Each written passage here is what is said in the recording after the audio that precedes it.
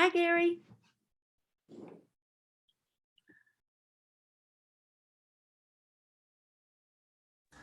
Hello.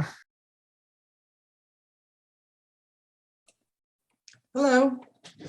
Hi, everybody.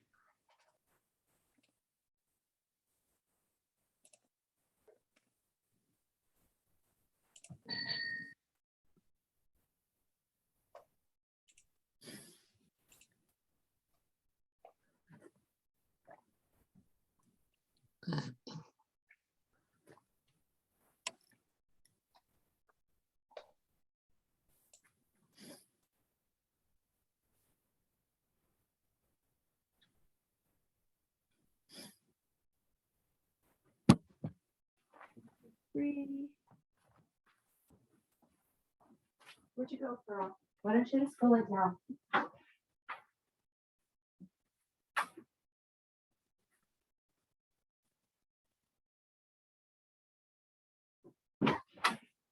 Come on. Lay down. Okay?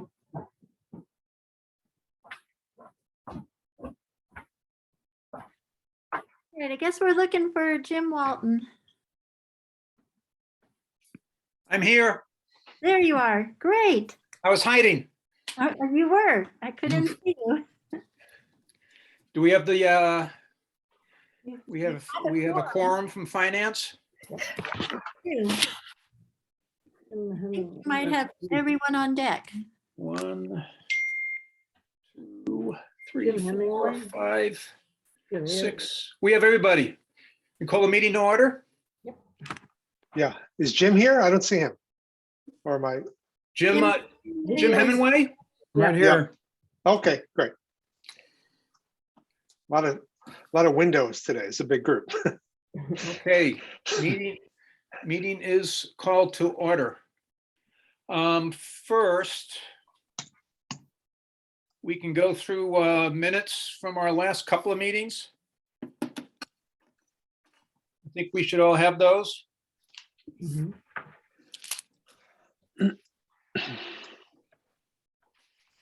Maybe start with the April 12th. 14. 14th, yeah. I'm sorry, 14th.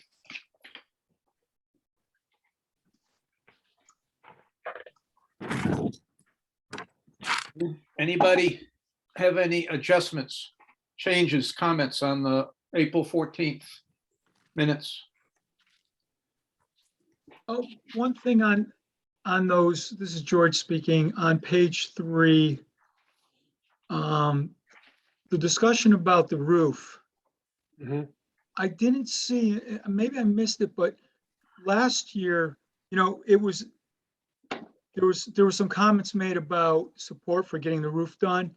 And during our meeting, it was mentioned that last year we chose to fund the gym because that was the high priority, and that we would subsequently fund the rest of the roof this year.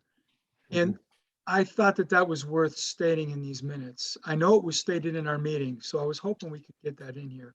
Because the finance committee last year recognized that it needs to be done, and the finance committee had committed to doing it. Just not in one stage, but in 2 stages over 2 years. And so I think that's important. We need to capture that in these minutes, George? I think so. That's what I'm asking. I mean, maybe if the rest of the committee doesn't agree with me, that's fine, but I do remember Do you- us having that conversation. Yeah, I do too. But was it a conversation we had during the April 14th meeting? Yes, it was. It was Okay. during this whole conversation. All right, can we Okay. attribute it to anyone in particular that might have, because I it think I was might have George. just missed it. Me, Okay. George. that's how I remembered. Okay. All right. So maybe I'd suggest like somewhere around like Roman numeral 5 or 6, somewhere in there. Does that seem Yeah. like a reasonable place to put it? Okay. Yeah, I think it is. Okay. And I'm All gonna right. say something like, okay. Actually, you guys can keep talking. I'm gonna come up with a bullet here. Okay. Susie, So I would want to look back in FY 22's notes to see if that was specifically how it was said, that we were going to meet it the following year. I'm not sure that that's what was said.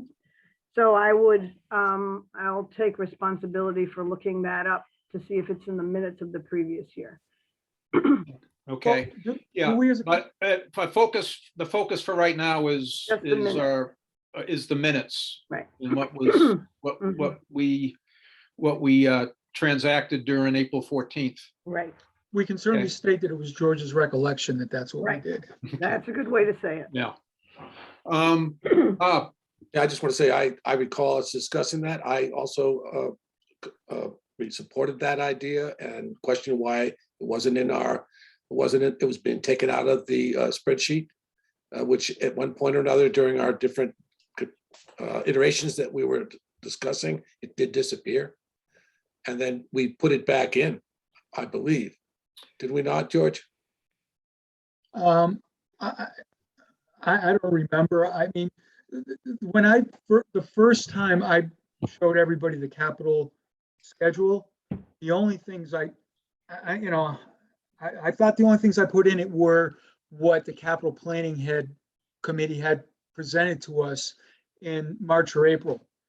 And the purpose at that point was I presented it to everybody so that we could determine how to fund those particular items, because those were on the agenda for us to make that decision. I guess it was at this meeting. No, we put it, Go ahead. Yeah, go ahead, Becky. the first time we created the tool, we were looking at the capital plan, and the capital plan has the elementary school roof, and it was adjusted for FY 22 to be only the asphalt portion at 750,000. And that's what you put into the CapEx, the first iteration. And it's still there. We've been going back and forth, and it's in the CapEx. It's not scheduled for this town meeting, but we were looking at the funding of the roof to be able to have a sense of the whole picture. I just want to say that if I may say something here, during that discussion, I think it was that same meeting, I represented that the building committee had voted to support funding the construction part of the roof project this year. And that was part of our discussion. I think that should be in the minutes as well. Bob, you said the building committee took a vote in Yes. FY 21? They took a vote this year before our meeting on the 14th, and they voted with, I think the vote was 3-1. Okay, so Or- the vote was this year, not last year, because what you were saying, I believe you said last year. No, I meant that this meeting on April 14th, we had the discussion about the school roof. Okay. Part of that discussion is what George had pointed out, that we had it on for FY 23. Second part of the discussion was I brought up that I supported and the building committee supported construction in this fiscal year.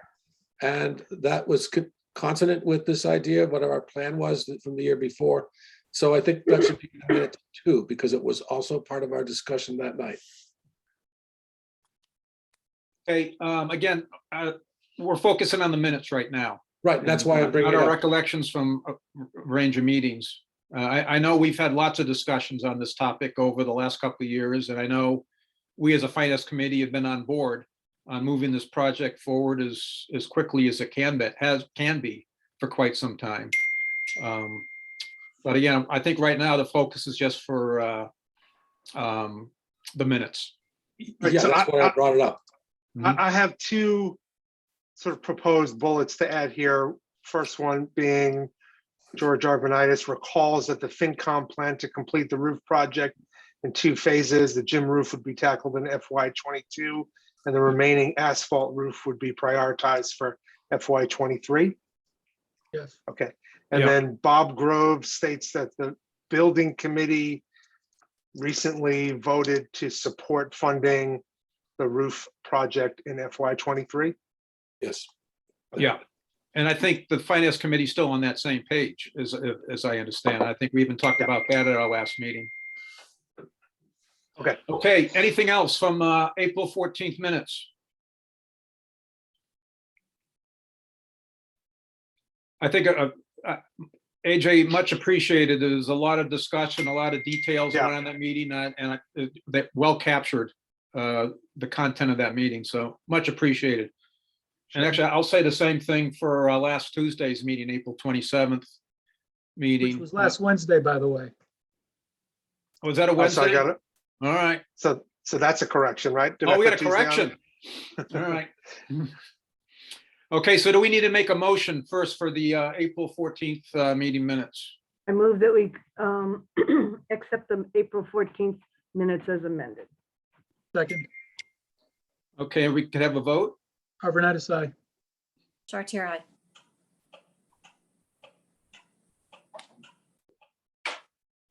Who we Bob? missing? Bob, Bob, are you on mute? Yes, Groves, aye. Hemingway, aye. Cashew, eye. Mosher, aye. Walton, aye. Okay, if we could go to the Wednesday, April 27th meeting minutes. I didn't see anything on my side, on my end, as far as changes. Anybody else?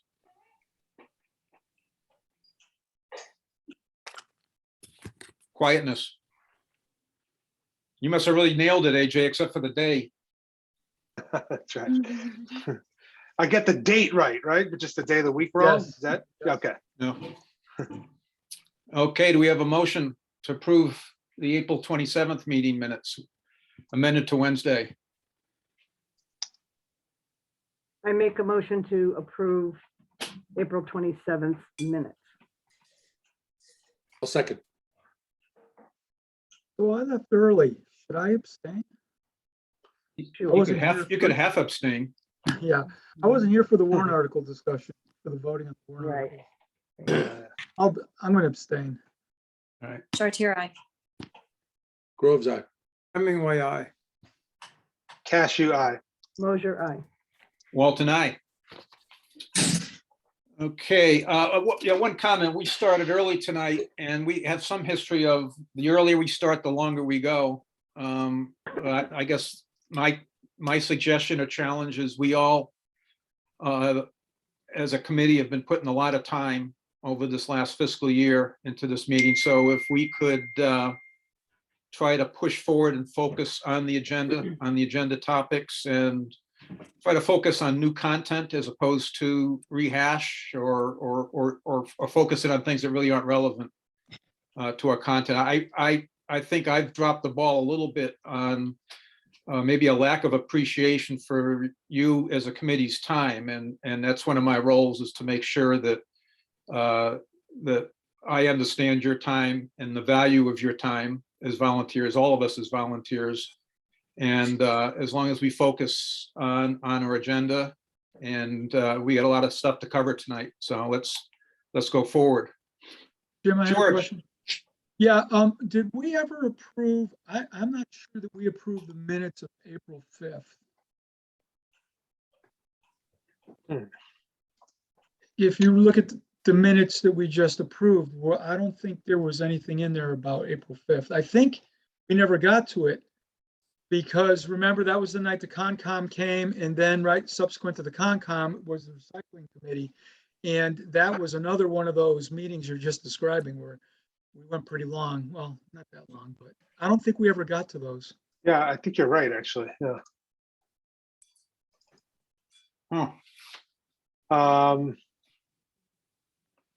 Do you want to do that now, or do people need? I don't even. I assume they were sent out. They were sent out. I have them. I've read them. Okay. And that's how I knew, is because I had them open. Right. Has everybody had a chance to review them? Yep. Yeah, there was a Yes. lot of voting. Okay, well, let's go through those, meet those also. George, thanks for the catch. You're welcome. So I make a motion that we approve April 5th minutes as written. Second. Any discussion? Any further discussion? We're ready to vote? Arnett, aye. Chartier, aye. Groves, aye. Hemingway, aye. Cashew, eye. Mosier, aye. Walton, aye. Let's see, next item on the agenda, library project review. I think. Do we have, I'm looking at the faces. I don't think I see everybody. I see, Mary Ann, do you have your team? You're on mute. Yes, Kate Sell is here and Tim Logan is here. And Becky had the last version of the warrant article, right, Becky? Yeah, and it's Okay. in the approved version, that what was approved by town council and the MBLC is in the last warrant I sent out to the finance committee. Mhm. And I just filled in numbers for all those categories. Those are hypothetical numbers only. But it was without the numbers and it was hard to understand what was happening. I do have a new number for the fundraise total, Becky. Because it's gone up. There was a amount that needed to be moved from the Friends General Fund to the new library fund. And then we've had a little bit more fundraising. So do you want to plug that number in? The Sure. newest total? I'll take it now and I'll do it at the end of tonight's meeting when all the balances are figured out. Okay, so it's $323,853.24. Why don't we Okay. call it $323,854? And I'll put in the 76 cents tomorrow. Okay, just Like, for, okay. Okay, that's, from a finance committee perspective, we're looking at a different total from what's required from the city, from, I'm sorry? That's right. So And that's, yeah, stuff from the town. So I thought maybe Mary Ann, we should spend a little time going over. yes, Yeah. yeah. Okay, so, and Kate, jump in if I missed something, but so last week, so a couple of weeks ago, we commissioned a cost estimate because the first cost estimate came in so high and we were startled by it and we thought it made good sense to do a second cost estimate. And the MBLC has, and both cost estimates, the base construction costs, so those fixed costs were very similar, and the recommendation for soft costs was different. The soft costs are architectural, engineering, professionals, library specific furnishing, and then and all of those the MBLC pays 75% of, and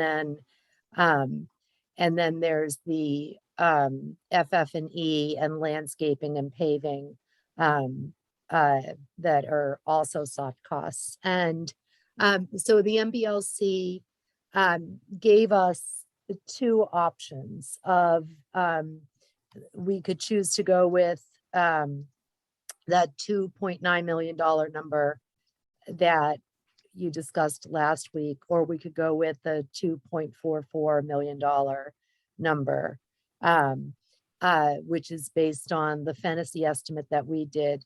There have been discussion throughout the long months of this grant process about asking for a not to exceed number, but any number appropriated at town meeting is a not to exceed number because you can't ask for more money without asking for, because it's a fixed number.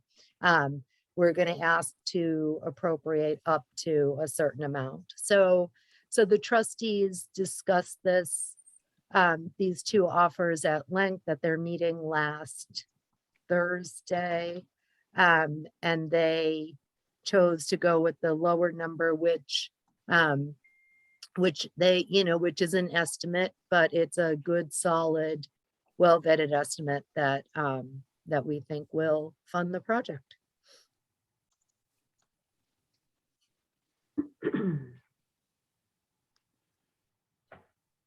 Okay, so we're looking at 2,444,953 as what we're looking for the town to come up with, and there's a number, and the warrant article has a number of different sources as of right now, a set of sources, including what you described earlier, Mary Ann. Right, so the Which- privately raised funds, and then the $252,700 that town meeting has been appropriating since 2007. So those are the two funds that that we kind of bring to the table. And then last week at your meeting, you finance committee members mentioned a bunch of different other sources. Yes, and those are they're still out there. And during our last meeting, we were working with a 2.95 million figure and looking at different scenarios as far as different funding scenarios at that time. So right now, we're looking at scenarios that are 500,000 less than what we were looking at last week. I have that roughly. Right. I Yeah. think it's a tiny bit more than 500,000, but Yeah. but in any case, yes. Yeah. Yeah. Especially with the additional roughly 20,000 you just put in there tonight. Yeah. Yes. And then between now and town meeting, we'll have more money come in. The Friends of the Library are sort of fundraising on a daily basis. It won't be unless something really miraculous happens. It won't be thousands and thousands, but it should be, a couple of thousand or maybe between now and town meeting. So, so maybe, I don't know if it'll be enough to make an amendment on the town meeting floor to change it, or if we'll just, I don't know. I don't know what you'll want to do about that. I guess we'll see how much it is. Yeah. before Okay. we- There's more people out here than my screen will fit. So we really need to use the hand raising feature for anyone that has comments, questions, or whatever. So given that, there's Susie and then Kate. So I'm wondering if we need to move to the spreadsheet that George invented so we can start looking at a different set of numbers, because we start off with a different cost.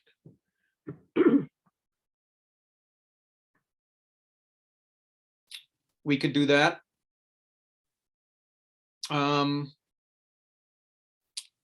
It would be good if someone else, like Becky, you have the spreadsheet? Yep. George, did you want to put up your spreadsheet or? No, I think I sent it to you and you updated it since then. So it's got the, Okay. I don't have the current numbers. All right, Yeah, just, Kate, I saw Kate's hand earlier. Is there I something, took it do you down want to wait because- for, are you, Yeah, I'm all set, thanks. You can take me out of Okay. the queue for now, thanks. okay, Bob? Yeah, I just want to say, I'm concerned about the number, before we talk about the way it's split, the way it's supported in the budget. I'm really concerned about the budget for the library being, the estimate being reduced 25% under these conditions at the moment, and removing a contingency cushion, which I think is extraordinarily prudent in this time of so much uncertainty. I mean, I saw in the Amherst Indy today that the Amherst Library project has just been updated in terms of their estimated cost. That's gone up the last, I think, 2 years, 22.8%. They don't even know if they're going to be able to, they're going to have to evaluate the project because they just don't have the money. And I think the restrictions that they are working under are different. Maybe Marianne could tell me, different than what we have, but they can't even change the square footage or the layout of the building, even though they don't have a design, they can't change the specifications, but they're already 22% under budgeted for the project for the latest numbers. So the idea that we could reduce the thing 25% seems to me to be questionable at the least, maybe irresponsible, because I mean, I don't know how anybody can predict what things are going to cost. And I'm concerned about that. Well, isn't that the job of the estimator? I mean, Yeah, well, we had an estimator and that cost has been reduced now 25%. And the state first said that they would let us use some new numbers. I'm not sure how the new numbers were created, but I don't know if another estimator has come in. I've never seen any of these documents, so I don't know how to evaluate them. That's just all a mystery to me. But I do know that just buying building materials has been a real adventure for anyone, and running any kind of project in the long term has been extremely scary. And, you know, I just have really concerned about reducing the estimate by 25% and then taking out any cushion that was put into the estimate. Seems like the state asked for that at first and they've changed that, but that's my concern. The number seems to be too low for I don't know how whether we can change any of the design specifications or what would happen if we go forward with this. And then we see, once we get through the design process, what are we going to do if things are a lot more costly? Carolyn. Yeah, and you're, Got it. yeah. Okay. I just wanted to mention that in my mind, I thought that the amount the library was already bringing to the table was over 550. And I mean, this isn't going to take care of a 25% reduction, but it's significant. And that's not counting the money that was raised, for example, at the library party last Sunday.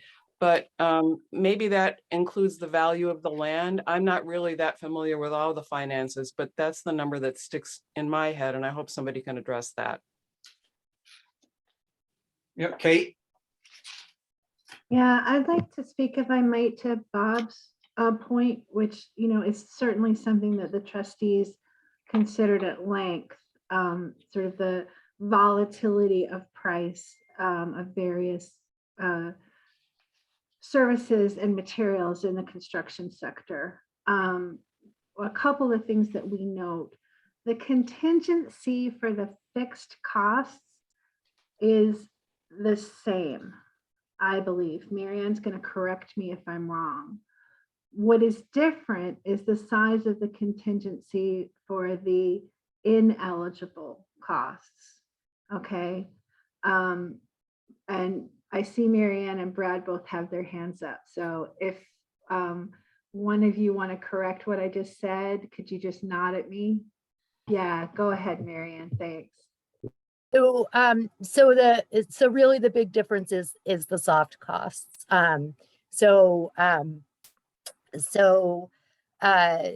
Throughout the project. So, and Bob, the cost estimates are both posted on the Small Library Pilot Project webpage, where we've been posting all of the different documents throughout this entire process. While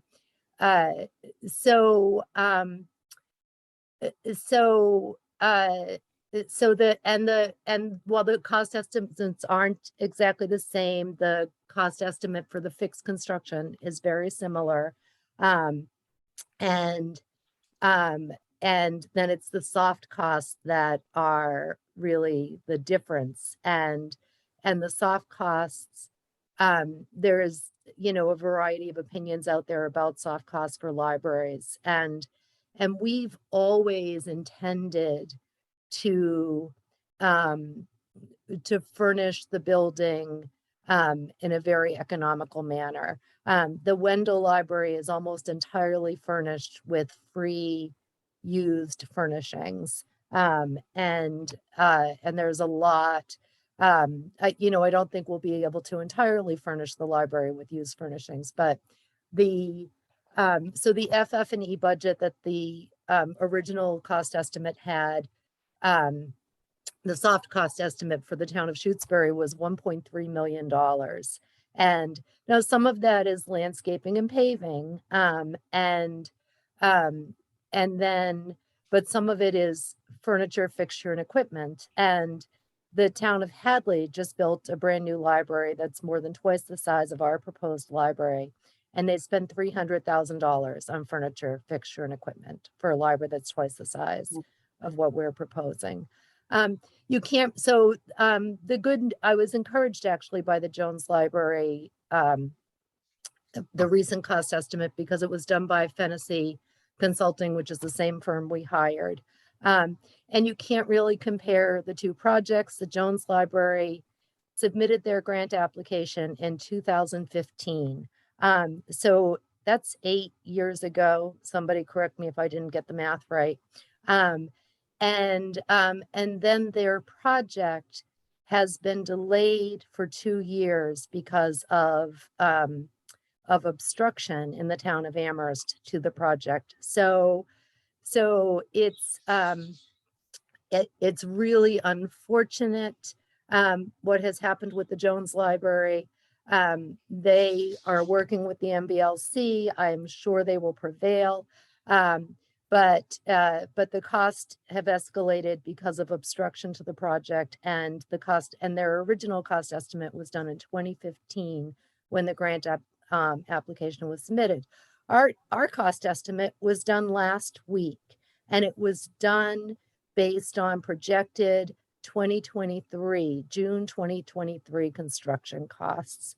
So, and it includes escalations, but the MBLC agreed that we could go with the lower soft costs. So that's why we're going with that cost estimate. Mary, maybe just for the benefit, it's a pretty large group here, and maybe not everyone's heard the term soft costs. Maybe if you could just define what that really means.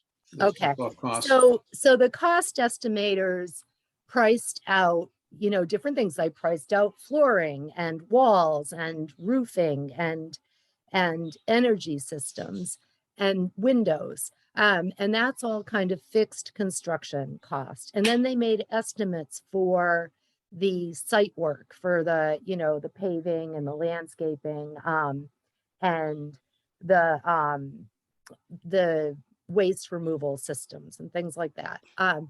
And those are all sort of fixed construction costs. And then the MBLC, then the estimators recommended a percentage to be added on for soft costs. And there are two different types of soft costs.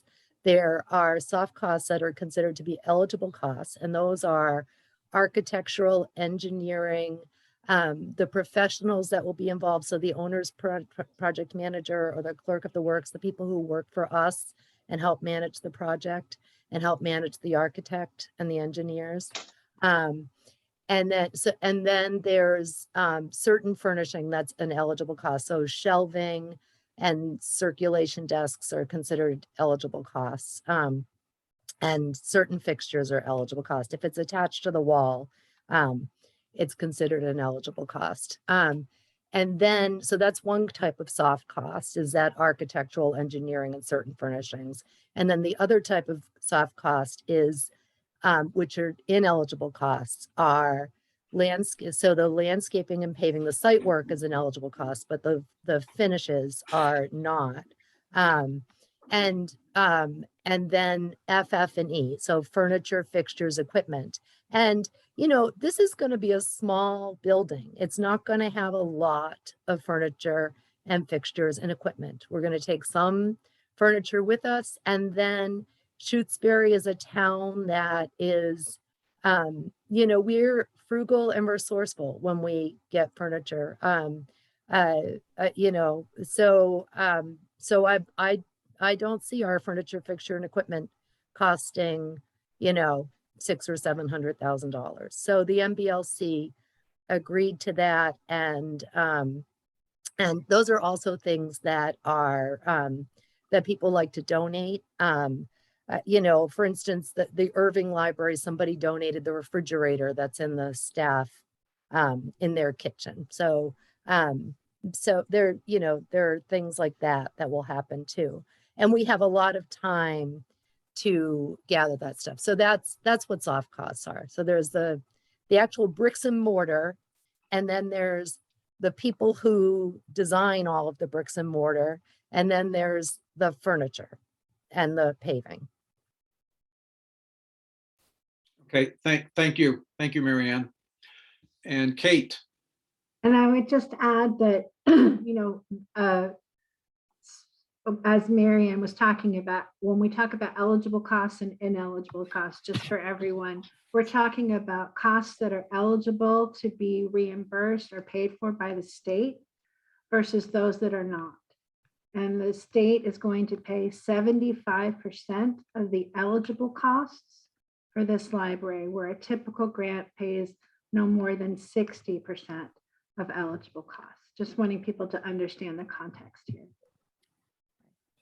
And Mary Ann. the other unusual thing about this grant, this is a one-time thing with this grant, first time ever, and I don't think it'll ever happen again. The state is going to pay 75% of the actual eligible costs. So every other grant until now, the grant amount is based on that initial cost estimate that is prepared and submitted with the grant application, which is based on the schematic design. So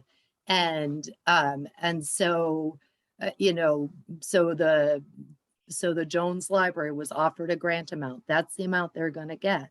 For this project, the state is going to pay 75% of the actual eligible costs. So if the eligible costs increase, by $100,000, the state's going to pay 75% of that. So the grant meets the project, the actual project.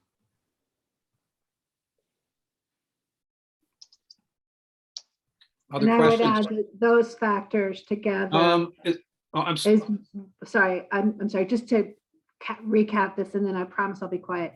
The trustees considered all of those factors, including the fact that the state will meet the cost of the project, right?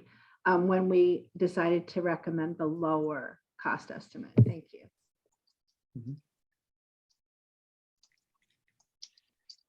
Other comments, questions? And again, if you could use the raised hand, because I can't see everybody unless you use that feature.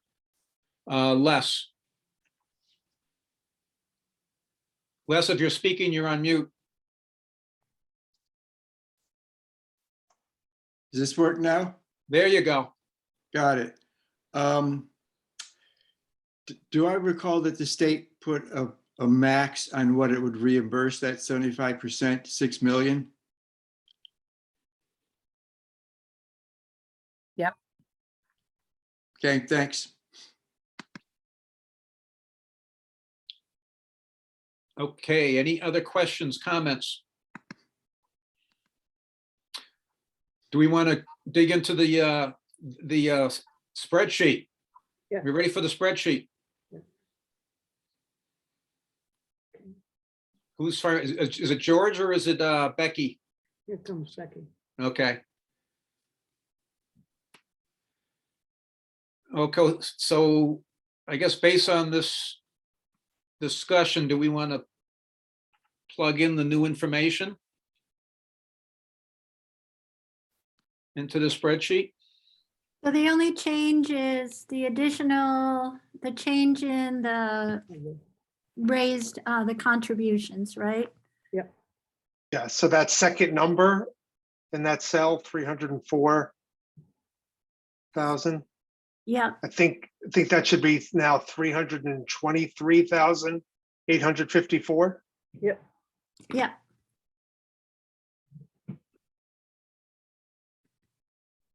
Oops. 23. Okay, so for everybody else that maybe has not seen this spreadsheet, this is a listing of all of the current CapEx funding projects that we currently have listed for this year, for this upcoming year.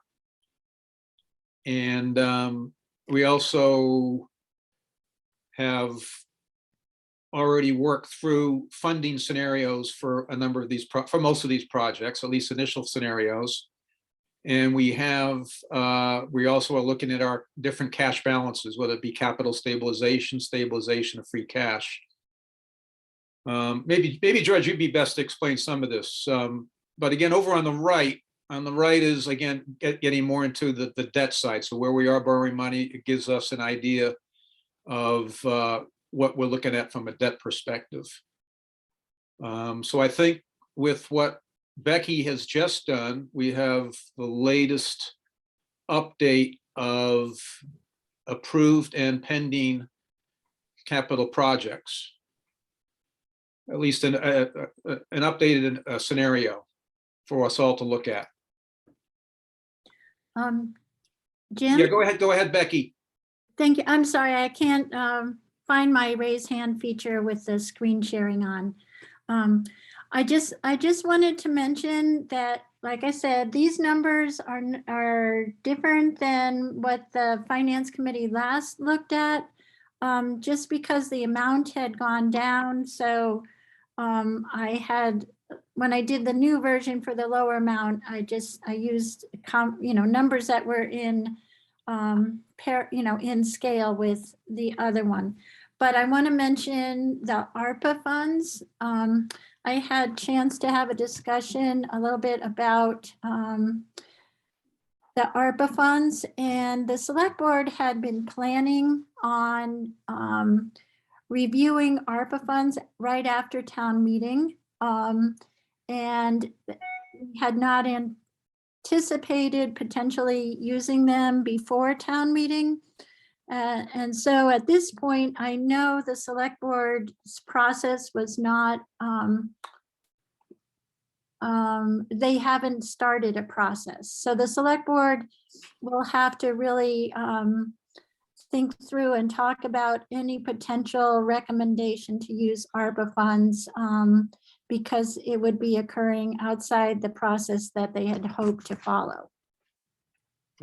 Becky, can you put your cursor on that 4.7 million number in the other? Yeah, that right there. That 4.7 million, if you could put your cursor there so we can see the cell. So we can see the cell formula. Yeah, the other accounts, it's actually listed down here, but except for the change, I'll correct the change. So it's easier to read this list down here. If I change this 300 and change it to 23,854. 854. Yeah. Okay, so you'll see the balance of borrowing is 1,173,000 at this point. And here is our beginning balance, 2,444,953, and 250 from free cash is listed. The capital stabilization is listed. The 252,700 is what the town has saved towards the project. The 323,384 is the fundraise portion by the Friends, and the 57,528 is the land. And finally, we had the select board had the Finance Committee had talked about using $200,000. I think it was 300,000 of ARPA funds. So these items are listed here in case you would like to know what they are. I think you have 200. What do you have in there now for ARPA? 200,000. 200,000, Yeah, okay. right? That's listed right here. Okay, thank you. Mike. Yeah, I just, I don't know, Becky, what you just said about the ARPA funds was confusing. So it sounds to me like the select board wants to review how the ARPA funds are going to be expended, but they're not going to do that until after town meeting. So I'm not quite sure how this 200,000 of ARPA funds is going to fit into the library. And then another question I have is, these numbers were not what the finance committee left with at the end of their last meeting. So I'm just wondering, especially how the capital stabilization number of 187,507 seems like a very specific number. How did that, from the end of last finance committee meeting to now, where did that number come from? So, if you can answer those two questions, I'd appreciate it. Your first question was, let's see, the first question is about the select board and what they might decide to do about the use of ARPA funds. My point is that the select board needs to make that decision. And I'm just trying to be clear that they have not, if the finance committee recommends that the use of ARPA funds tonight, the select board has not discussed it prior to at all and was not anticipating it. So I don't know if they will need to go through a further process before doing so, or if they will just wait until after town meeting and not want to use ARPA funds. There's an uncertainty around the ARPA funds is the point. The second question, as I tried to explain, because this 6,392,000 used to be 7,800,000 and something. Well, it was a much larger number. So I just reduced the other numbers a little bit arbitrarily, but the magnitude of the numbers is similar. I think the totals were 600 to 800 instead of 400. But the bottom line is these are placeholders. The finance committee needs to have a discussion, and that needs to be the focus of the next segment of the meeting, is having the finance committee propose what numbers they want in the funds, given the new cost number. Okay, Bob. Yeah, I just want to somewhat echo what Mike was saying. I think I've brought up, and I think others on the committee have brought up the issue of the American Rescue Act, or whatever it's called now, ARPA funds, during the course of the year at our various meetings. And we never really fully examined this and developed a process for us to evaluate competing destinations for that money. And now we find that sort of like pulling a rabbit out of a hat, we're going to put, I mean, I didn't even suspect that ARPA funds could be used for this purpose until it was introduced last week. And we have not really done a fully evaluated this. We haven't looked at the other options, and we haven't looked at this in a critical way to determine what might be in the best interest of the town and the taxpayers and the town's future. So I just find it hard to support just pulling this ARPA fund and putting it in this column absent that process. Susie. So we're in that process right now. And there was talk about using ARPA funds last time in terms of whether it could be for the roof, whether it could be for the library. It was talked about generally. Right now, we should continue our discussion about how the FinCom wants to fill out this chart. Instead of worrying about it, let's do it. Amanda? Whoops. Hi, thank you. Yeah, and again, like, given the size of the audience tonight, we'll just try to have everyone outside of the committee get a chance, if they wish to speak once, and then we need to move on. I think we get a big agenda. Yes. Amanda, go ahead. Thank I'm you. sorry. Okay, my question is pretty quick. Looking at the spreadsheet, I'm wondering why you guys want to apply 250,000 from free cash and the 187.5 from cap stab to the library. I know you want to reduce what has to be borrowed, but I'm just wondering, wouldn't that be better served being in our coffers for other uses? I know that Becky spoke particularly last time about not tying up funds on long-term projects such as this. And that made a lot of sense to me.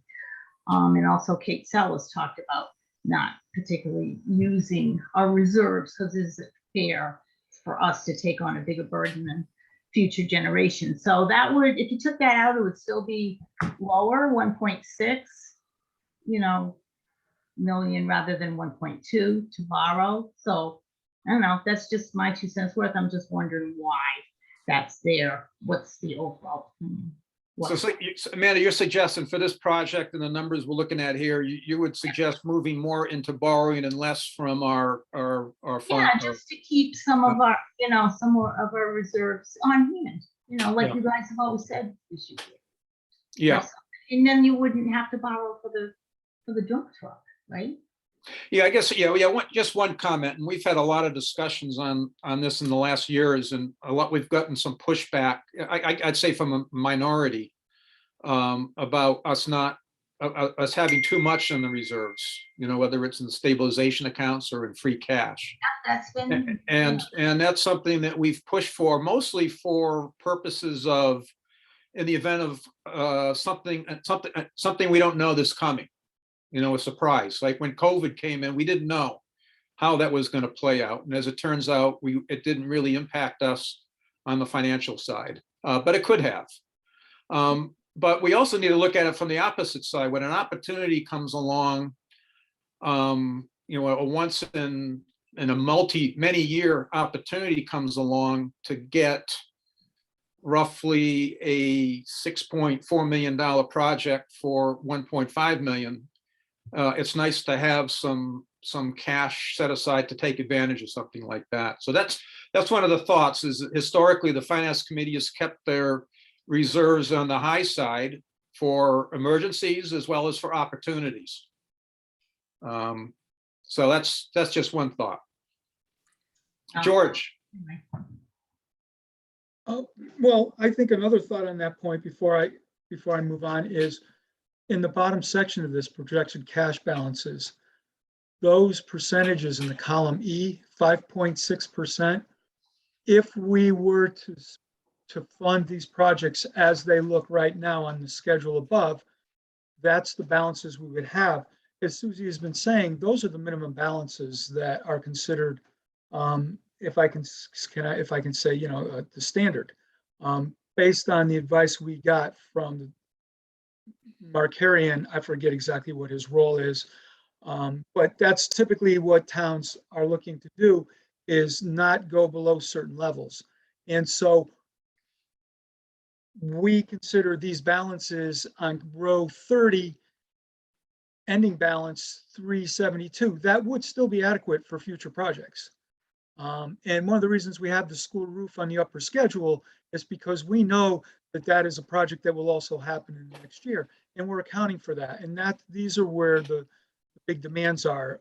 We know that there'll be free cash generated in FY20 at the end of FY22 and in FY24, and that these reserves will have an opportunity. Our reserves will grow in the free cash balance. So that's another reason why we're comfortable using capital stabilization. Whether we continue to do that or not after this discussion, I don't know.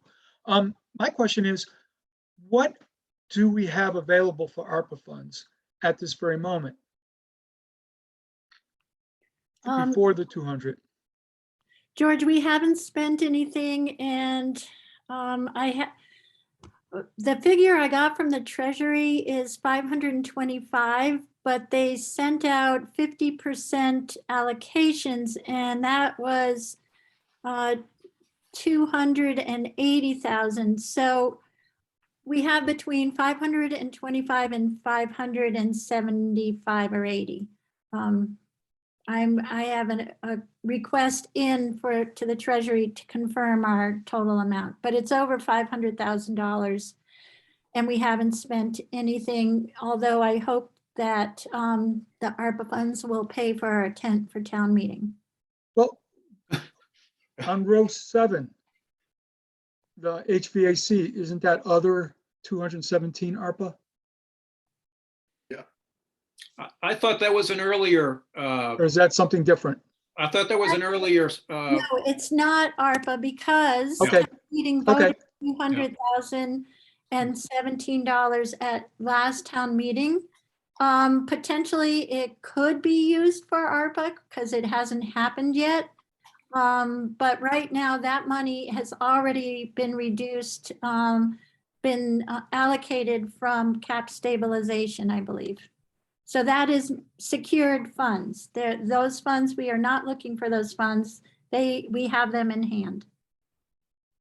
All right, so if we have over 500,000 available, then I would think that using 200,000 ARPA funds, leaving us with 375 is a pretty safe bet for something like the library, especially because the debt service in the library goes 20 years. I think, you know, when we look at the debt on the dump truck and who knows where else in the future, I would rather see us lower the debt over 20 years than over the 5-year items. You know, so we're locking in, the higher the debt is in the library, the longer we're locking into higher payments and the longer it's going to take for those payments to go down and phase out.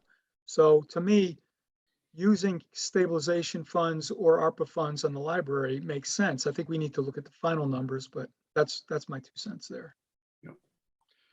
And Jim, just a note, right here, the $100,000 other on school roof is also ARPA funds. But, you know, we need the committee's work again. If I need to hear from finance committee members so we can repopulate the chart with your numbers. You said you need to hear from the finance committee, but Yeah. you also said the select board needs to have a discussion. No, the select board discussion that I referred to is about ARPA funds because they have not gone through their process and might not support the use of ARPA funds.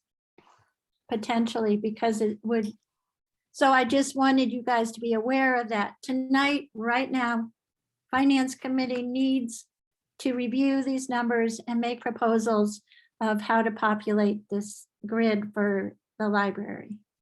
Are there any other demands on ARPA funds that you're aware of? Any other requests for the use of ARPA funds? Please. Jim, Kate, Yeah, I just wanted to correct something for the record. Amanda said that I had spoken in favor of debt financing the library. I think stating that something has a reason to consider it on basic economic principles is not the same as taking a position. I just want to correct the record on that. Thank you.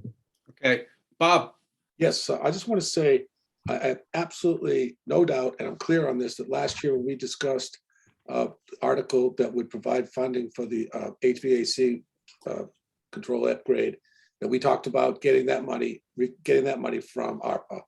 And that was my understanding. I think it was the understanding of the rest of the committee, and certainly appropriate use of that money.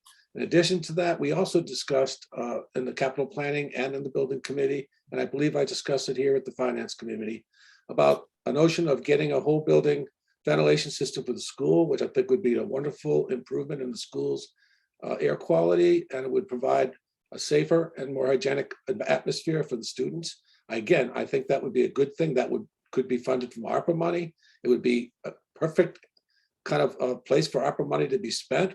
I have a sort of a moral problem with what I consider to be the kind of slippery slope, which is taking money and just putting it in any old place. I think the library, if it's going to be supported by the town, yes, should be paid for by the town.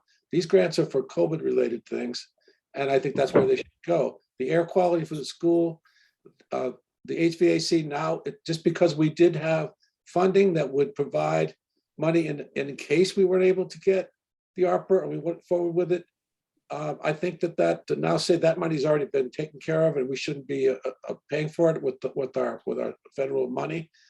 I don't support that at all. I don't think that ARPA money should be going to the library. I think we should borrow the money. If the community wants it, they should borrow it. Take the ARPA funds and spend them the way they're supposed to be spent on improving, like we could improve the hygiene of the town hall too. That would be another kind of appropriate way to solve a longstanding problem in town hall. Bob, let's focus, again. Hey, I'm talking I about think ARPA, we're getting off topic, Bob, and I'd like us to try to stay on topic here. The topic is ARPA, and I'm talking about the proper way for us to spend ARPA. And Becky suggested we talk about ARPA on this committee and what our attitude is, and I'm just giving you my opinion on it. Yeah. Yeah, and ARPA isn't just this, ARPA is more federal, this is stimulus, and it is a pretty broad range of places for ARPA spending. It's not limited. Becky, do you want to respond directly to this topic? Yeah, just that you all tasked me to find out if we could use ARPA money for the roof, and the answer is yes. ARPA money can be used for the roof, for infrastructure, because as a small town in the category that has we've been designated in, they believe that up to the amount of revenue loss a town has, we have full discretion on how to use the funds for municipal purposes, municipal services, including infrastructure. So we don't have the same restrictions as if we were given $10 million. We were given $500,000, and we are allowed to use those funds on municipal services. Okay. Kate, I think your hand is still up from before. Susie? So we heard Bob's opinion about ARPA. And we also know that ARPA is for infrastructure. The library is part of the infrastructure. And I want to propose that we use the 200,000 from ARPA funds for the library. And if we put it in our plan, and then the select board meets, and if it changes, if it decides that's not how it wants to support it, then that money could be rolled into the borrowing. But I think we need a starting place. And I, for one, want to recommend that we use that ARPA money for an infrastructure project, which also will improve the health and safety of people, because the small library we have now does not do that. So, Do you want to put that in the form of a motion, Susie, or are you just? Well, I guess I wondered if we were going to look at any other numbers, but I'm happy with the numbers that are on the line 14. So, and we know that in the other category, it's these things listed below. The only thing that needs to be fixed a little bit was contributions wasn't entered as the correct number, but I'm satisfied with the numbers down below. George? so two things. I want to follow up on what Susie said. I also want to follow up on what Bob said. We've been talking about the HVAC system in the school for a long, long time. And it was my understanding last year that when we approved the $217,000, that we were paying for the problems at the elementary school heating system. And I didn't realize that there was more trouble beyond that. So now the HVAC system came up this year. I first started hearing conversation about it. Do we have an engineering study? Do we have an engineering analysis? Do we know that this is a real thing? I know, Bob, you're concerned about it, and you're concerned about the quality of the air at the school. We all should be, of course. And certainly if that's an issue, it needs to be addressed. But it kind of came out of the blue this year from where I'm sitting, and or I won't say out of the blue, but it's new this year. It wasn't in last year's conversation that I recall. And so I would like to know, before we talk more about that, the extent that it exists, and engineering analysis. We're going to spend $60,000 on the roof. I hope we're going to get a professional in here, HVAC professional in here, to give us an assessment of the system. Bob? Very briefly, I'll give you an answer, George. This air handling system that I proposed that I brought up at the building committee, capital planning and finance committee, that is not something we really need, quote unquote. It's not an essential thing. It's not part of the system we have presently. It would enhance the system. It would improve the building. It would improve the interior air quality of the building. But no, The system we have now is being upgraded. The controls are being upgraded and modernized because the old control system was really obsolete and defunct. As Yeah. far as I know, the other aspects, the other components in that system are all fine. For some reason, we're putting in a grant application for new boilers again. I don't want to go there, but the rest of the system, as far as I understand it, will function the way it's meant to function. If this air handling system that I think would be a good use of these funds, if the town decided to do that, that would improve the building. It's not something that's essential for the operation of the heating system, okay? Is this a project that's on our current list for this upcoming fiscal year, or is this something new that we're talking about? It's something that I brought up at various committees last year when I was interviewing some engineers to try to find a way to get the HVAC control upgrade project going. I did talk to them about it, and I thought, I just had conversations, and I had conversations with Becky about it, and we've never done anything to advance this. We don't have any engineering for it. We just had informal conversations. We didn't know exactly what the protocols were going to be for the money. I thought, well, now I see there's more potential to spend the money in different ways. That wasn't clear to me until just, well, a week Okay, so ago. this is not something that's been vetted with the capital planning committee? It hasn't been. Because fully the vetted, process we use on all of our capital projects is the different department heads. In this case, it would be the school, would go to the capital planning committee and propose their needs. And this is the process we've used for this whole list of projects here. And I think that's what we want to focus on. I'll just Is answer the George's question. process is the process for this fiscal year, Okay. as opposed to thinking about projects for future years. We have a lot of work to do, and I know all of us could come up with projects for the future, but I think our work for tonight is to go through the list of projects that have already been vetted, that have already been proposed through the various departments, that we've all reviewed at the finance committee level, and that we go forward with how we're going to fund them. Well, I'll just say one last thing then. This library proposal has not been gone through that process. So this is something we've been talking about for about a year. So I'll just lower my hand and. So, thank you, Bob. I appreciate that answer. I do. I appreciate that answer. I want to talk about so these numbers, and let's see what we can do. Susie's made a recommendation as far as, sorry, something's going on in my voicemail. As far as the ARPA goes, ARPA, the capital stabilization, the free cash, it's all the pots of money we have. And so it's our job, right, to figure out the right way to split those up. What we're really trying to do is keep the costs down, keep the debt service down. So if we're worried about the optics of where we're applying the ARPA money, and it needs to be applied to certain types of capital infrastructure projects more than others, then let's shift these numbers around. If we think the school really should get more of the ARPA, let's increase the school's other, decrease the stabilization, and bring that towards the library. Stabilization towards the library makes a whole lot of sense to me. We're stabilizing the impact of this construction project. We're stabilizing the impact on our tax rate by lowering that number. That's what stabilization is for.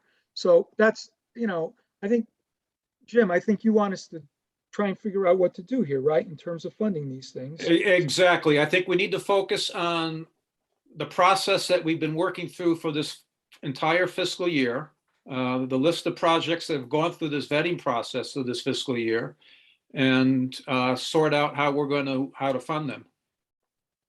And the other thing I'll say, And I think Susie's come up with a possibility, and I think you've come up with a different possibility. At the end of the day, it's the same in terms of dollars being applied to these projects. It's just which funds in which place.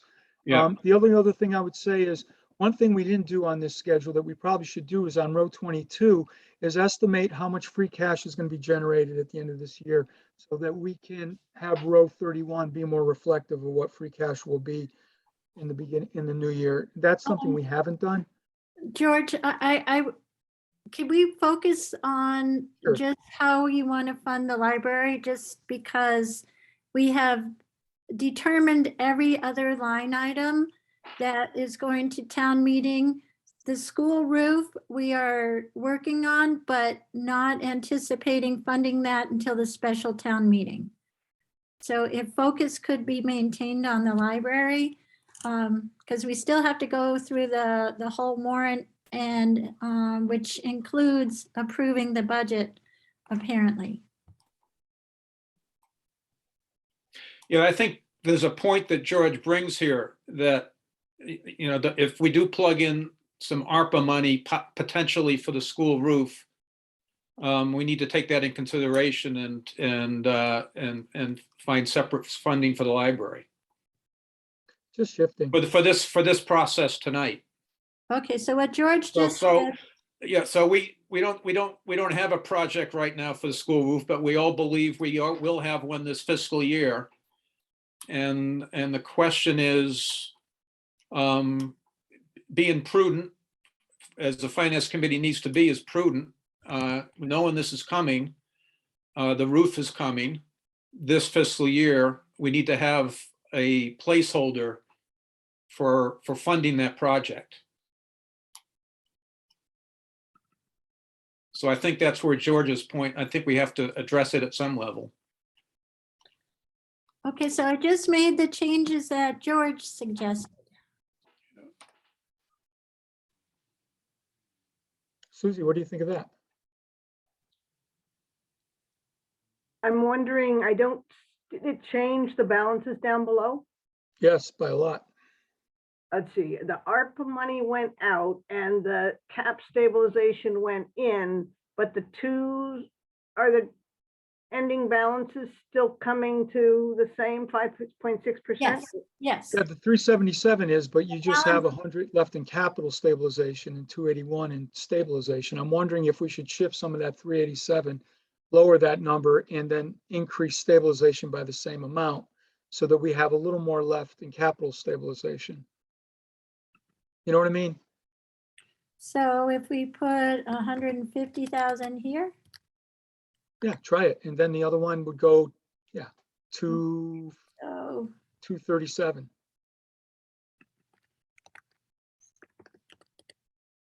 sorry, George, That's fine. That's a perfect way to do it. I'm just being more careful. Doesn't So look that like it's capital- updating Yeah. the bottom. The table below is. The balances are not linked to those changes. They are. They just changed. But the percentages, shouldn't the percentages be changing over there? No, because it was just the allocation between the capital stabilization and the stabilization. The 377 for the total of them is the same. Okay. Oh, So I that's what I see. was saying. Looking at those balances are, it seems to me capital stabilization should have a higher balance than But stabilization. I think they're right, George, because that should be 387, not 377. Yeah, Yeah, if you no, look they at are right. if you look No, at that- column C, it's not updating with those. It is Um, because it is because 124,812 is what's on line 23. So we're using 237, but we're funding in the budget see. 113.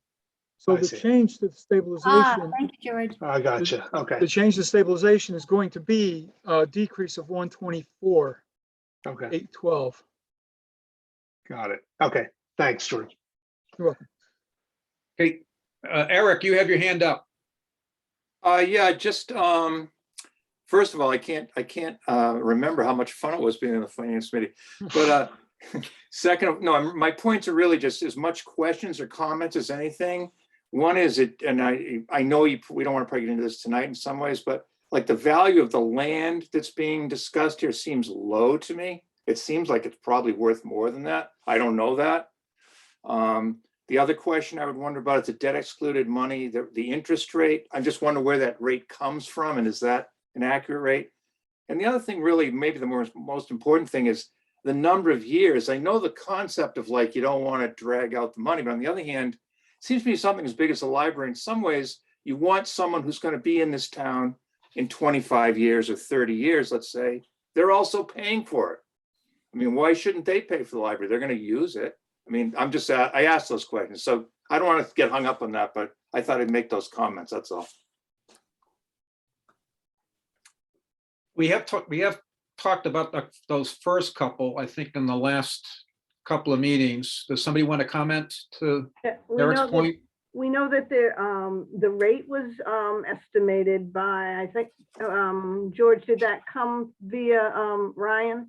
Yeah, Becky. Yeah. Yeah. We Becky got, can we answer got that the question. rate from bond council. So the Yeah. rate is Okay, good. determined by bond council putting together a 20-year plan. They won't, You don't they want won't to let you start go going out more than 20 years. years, right? They don't go out more than 20 years for us unless you go through different programs with higher interest rates. So, Okay. and 20 years is where they're comfortable at and you get the best rates.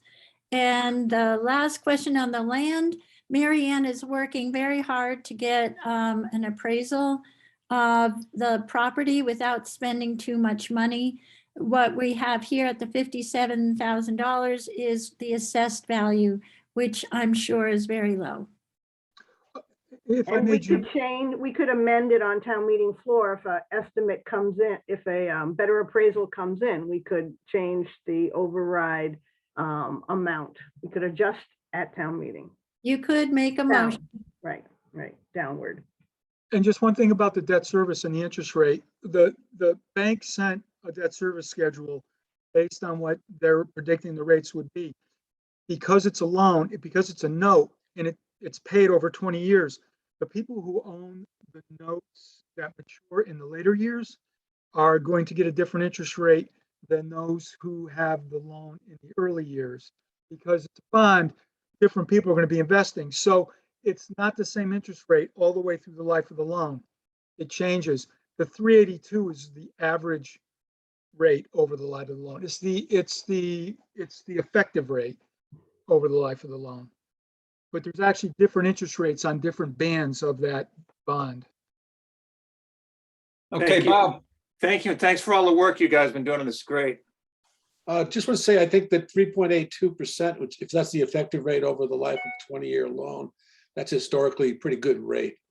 So just bear that in mind. That's lower than any short-term money we're going to get at this point. So I think that's a pretty fair rate. I think that's a pretty comfortable rate to borrow money long-term. And I take Eric's point about distributing some of the cost to the next generation and using some of our reserves for more of our immediate needs right now. Yeah, Bob, you can see the difference in rate that Ryan has in here for the long term, that 20-year, he's got the 3.82, whereas you look up above, he's using 5% for the shorter term. Right. Yeah. Okay. Where are we? Susie? Are we ready for a motion? And because we make a motion second, we can have more discussion. Can I make a motion for the funding that is recommended for the library on line 14?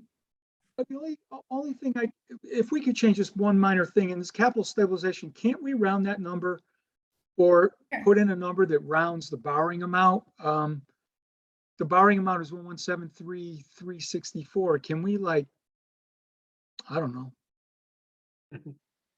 just round out some of these numbers? Just for ease of conversation, somebody asked, why is it 507? It's a good question. Why is it 507? Why not make it just 235? I guess you're not an engineer. You're not an engineer, George. Yeah, no. Let's do it to 238.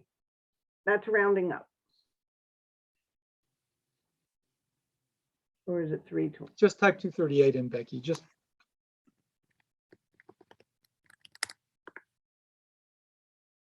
Yeah, and we'll borrow 1172871. Okay, so you've made a motion, Susie? Yep, to choose the funding that's for the library on line 14. And AJ, have you been able to capture these numbers? Yep. Okay. Any further discussion on the Real motion? quick, Becky, can you go the yellow 200? Can you just delete that? Yeah.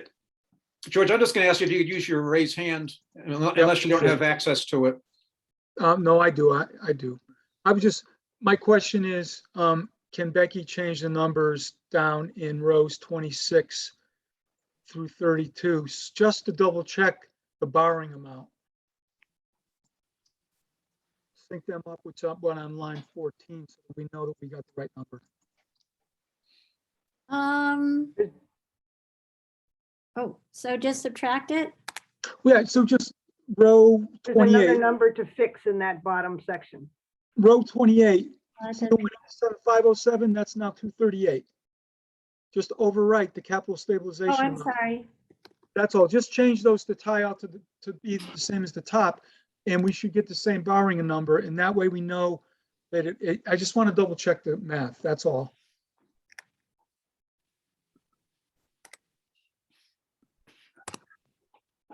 No. The contributions number needs to be fixed. Oh, that's right. Yeah, No, it it's- was three. No, it was mistyped. It's 323. 854. Yeah. Sorry. Okay. If you want it to balance, we just need those numbers.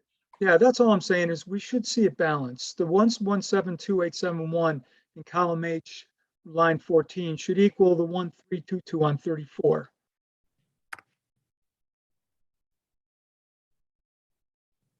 And the reason is because the stabilization number of 150. Right. So where the Yeah, ARPA right number was, there. put in minus 150. Below the 57,528 to the left. Wait, I didn't have stabilization in there before. Right, then that's what I'm saying. Just let's hope we don't have ARPA in there. Put it where the ARPA was. Rename it. Okay, that's Oh, fine. I should have done it that way. It Sorry. doesn't matter. It doesn't matter, Becky. You're doing what you're doing is good. Okay, so minus 150. And this is, Yeah, now we tie. So that's good. That's all. So now we can see a clear accounting of the other and everything. That's perfect. Thank you. Susie, is your hand up from before? Oh, sorry, yep. Okay. I want to second Susie's motion. Any further discussion on the motion? Jim? Yes, I'll be voting against this. Our original discussion, we started out, and this is the reason why, is that we had planned or suggested that we would not borrow 225 for the dump truck, but we would take it out of capital stabilization. But we made this switcheroo over in order to benefit the library. The long-term, we should just increase the long-term debt that the library is going to be taking on, or we're going to be taking on, and for the library. I think that is the correct course to take, and I don't agree with this one. George? I like this approach because it does lower the cost of the debt exclusion override over 20 years. And I think that's going to save us a lot on interest over 20 years as a town. I think borrowing for the highway truck, it will drop out and make room for other capital items. And so I prefer this method. I was the one who suggested that we use capital stabilization for 225. But when we factor in the library, I think it makes more sense to go this way. Okay, Bob? Yeah, I just want to sort of support what Jim Hemingway said and also point out that, yeah, when this, if we borrow for the truck now instead of using capital stabilization or stabilization funds, there's going to be something else that's going to be coming up that we're going to need to borrow for, because if we don't have that money in the reserve accounts, and I know Tim Hunting is going to be asking for a backhoe, if not next year, then the year after, and there'll be other things, I guarantee it. We all know this. I think that the library has been supported by the town with the contributions and also with what they've managed to get for donations. And there's plenty of, we need to use our reserves for what they were raised for, which is for our capital expenses, ongoing capital expenses, repairs to the school roof, et cetera. So I would support borrowing more for the library, let the thing rise or fall on its merits. And this is a lot of money, a lot of reserves to be putting towards this project. I think it totals about what, $900,000 or something. So with the money that we put aside, so I won't be voting for it either. Yeah, just one other comment. If you look at the way this plays out right now, we're the 1 year, the debt service we're looking at is 106,000. Do I have that right? Yep. About 106,000, which is below our average typically budget. We budget what, about 112,000 a year for this, and so we're running under that number right now, even with this truck showing up the way it is. Any other comments? Okay, if we could vote. Chartier, aye. Groves, nay. Hemingway, nay. Cashew, aye. Mosier, aye. Walton, aye.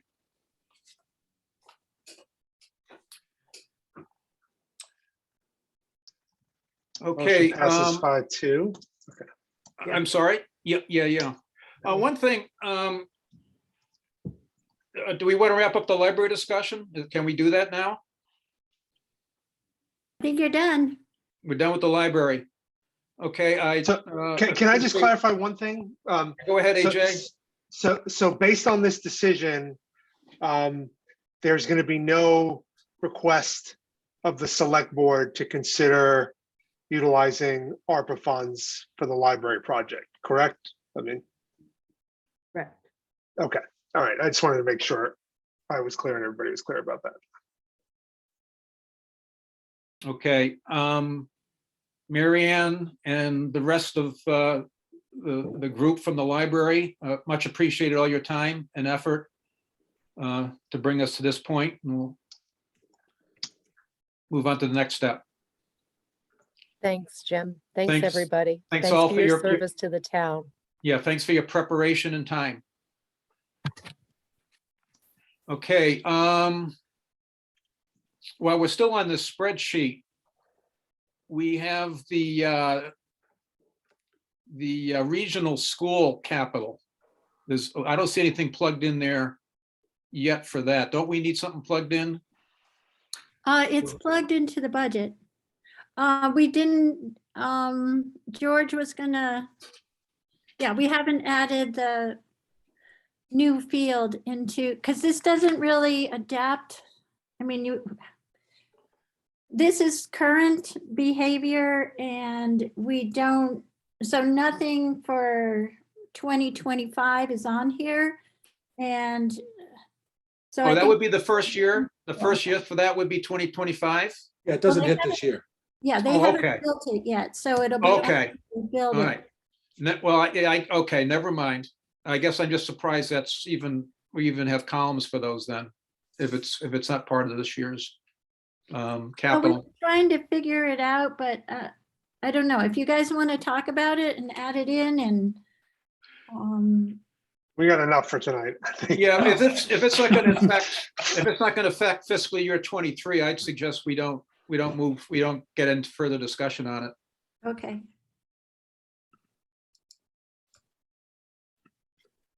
Okay. You want to get into the budget? Yes, I think the budget warrant article, the dump truck, and the library were the three articles, I believe, that on the warrant that were not voted on by the finance committee. So to solve the budget, to be able to vote on the budget, I'll open up the budget. And where would you like to go in the budget? Okay, I'd suggest maybe we go by some form of sections, like maybe we go through total general government and see if anybody has any comments there. And then we move on to the next section. Sure. To see if we have any issues or topics section by section. Does that make any sense? Or okay, Yeah. So why don't we start with general government? And Bob, is your hand up for general government or? Well, I had I had a couple, I think that the school is that part of general government or not? No, no, No, no, the no, no. sections of the budget. No, school will be later. Okay, what about fire department? That'll be later too. Okay, So do we only need to go to the school and the fire department? those are the two issues that I wanted to raise. All right, Okay, well, maybe we could go, maybe we can go that way if, unless anyone else, does anyone else have any topics? Nope. They want to get into from the committee? Nope. Good. Okay, so we can go right to those two topics then. Okay. So I wanted to raise the school because as you all know, those of you on the FinCom anyway, that I've been talking about the issue of school choice since we started to go there and as a town. And I felt and still feel that that school choice money should be part of our budget as an income stream. It supports the budget. Others have felt that it was a discretionary fund that the school could use as it saw fit. We did some research on it, Susie and myself. We found the way that various towns in the neighborhood handle this. It was pretty universal that the town's school department, school committee, and finance committees had a working relationship on this, and on a year-to-year basis, there would be a rolling account that would be part of which would be dedicated to the budget. So I've looked at last year, the year before, and this year, I've looked at Pelham and Leverett as towns near us that handle this. I sent all the members of the committee a copy of their budgets for FY23. In this year, we had a preliminary budget that was delivered to us at the draft budget in, I think, November. And then sometime in January, we had another budget document that came. There was a transition at Union 28. There's another budget document that came that was kind of a PowerPoint. And then we were waiting for a clarification on some of the issues that were unclear. And we never really got the budget that even had in its contents the school choice or ESSER money that I was concerned about.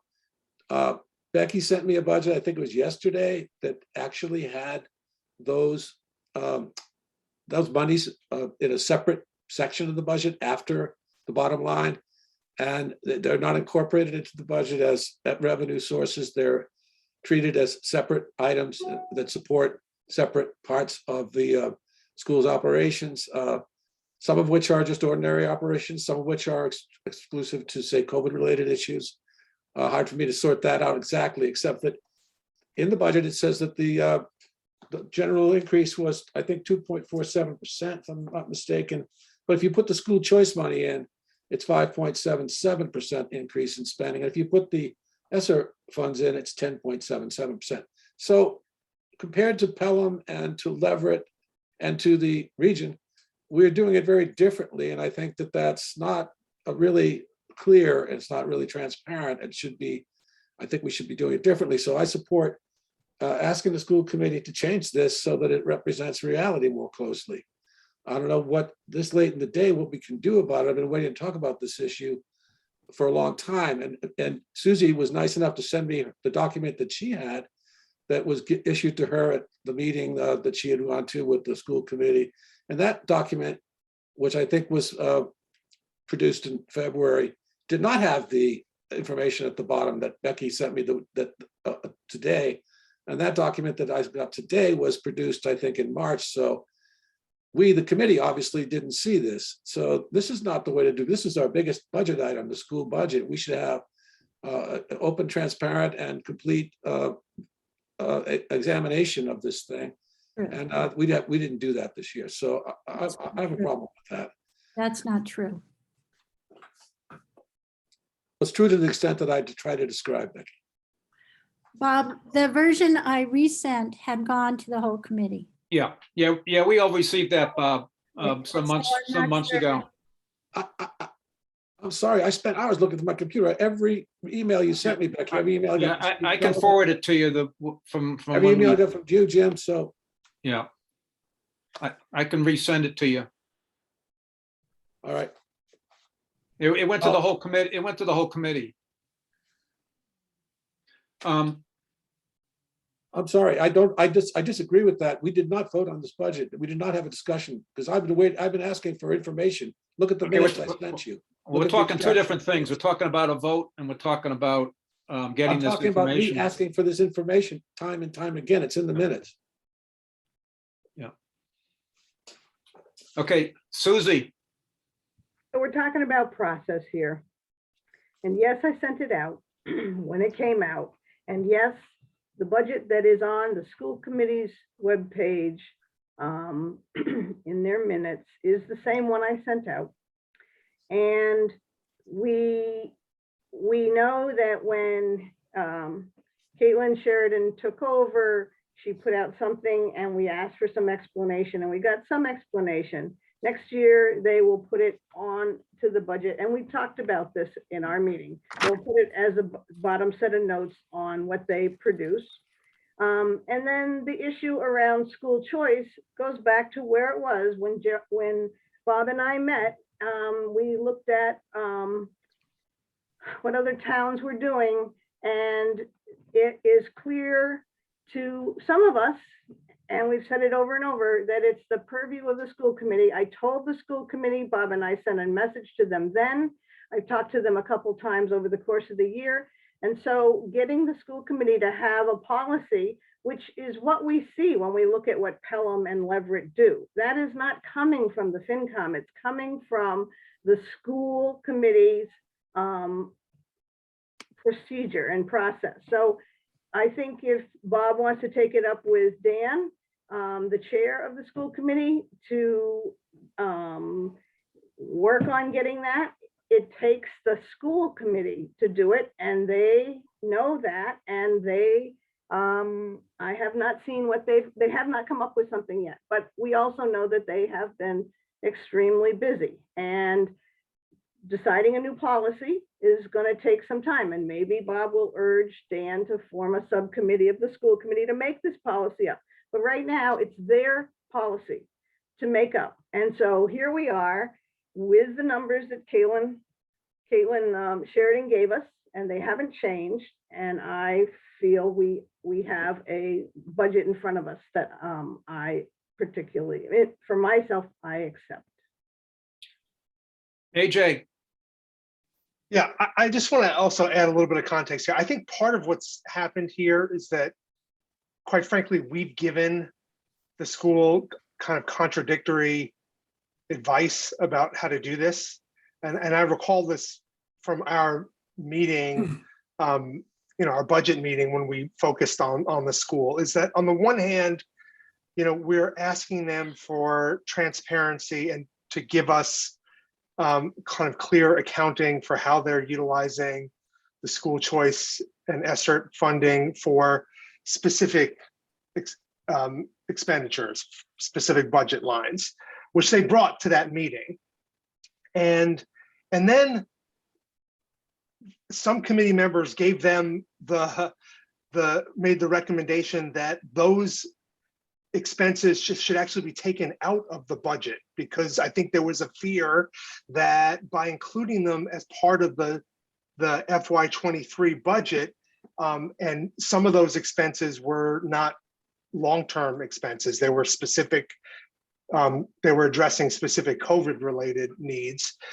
I think the fear is that by including them in the budget, the FY23 budget, that was going to put us in a position where we're just going to kind of refund that budget next year and the year after, when some of those expenses are no longer relevant because we've kind of done the COVID recovery thing. So like part of the problem here is that we've sent mixed signals as a committee, I think, to the school. On the one hand, we've asked them at times to include that information and accounting of that in the school budget. At other times, we've told them, well, it really should be a separate thing because it shouldn't be part of kind of the fixed budget that we vote on for FY23. So I think we need to come to some agreement and provide some clear direction on how we want the school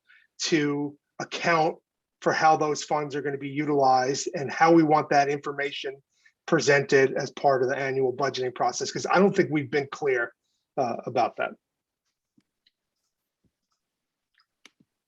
Bob, Yeah, I just want to say very briefly, thank you for that, AJ. I just want, in my mind, it's very easy to distinguish between what are recurring expenses in the school budget and what are special one-time or short-term needs that have to be funded in a short-term or one-time manner. When something is in the budget that's a permanent hire as a teacher or as other staff member or some other budget item that's a recurring item, it's really part of the budget. If it's a one-shot deal, then there's different ways we can approach it to fund it. We can fund it with cash.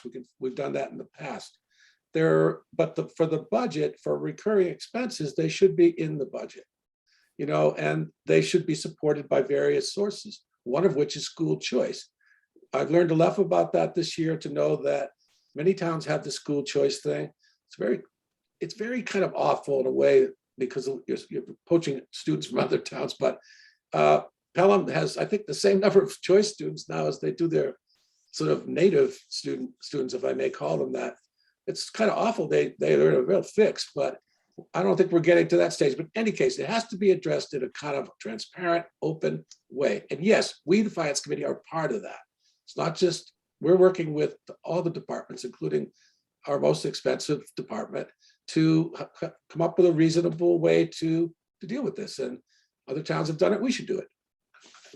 Yeah, but Bob, part of the issue is that they proposed uses for those funds, some of which were not recurring expenses, but were specifically addressing COVID-related kind of academic recovery needs that the school experienced.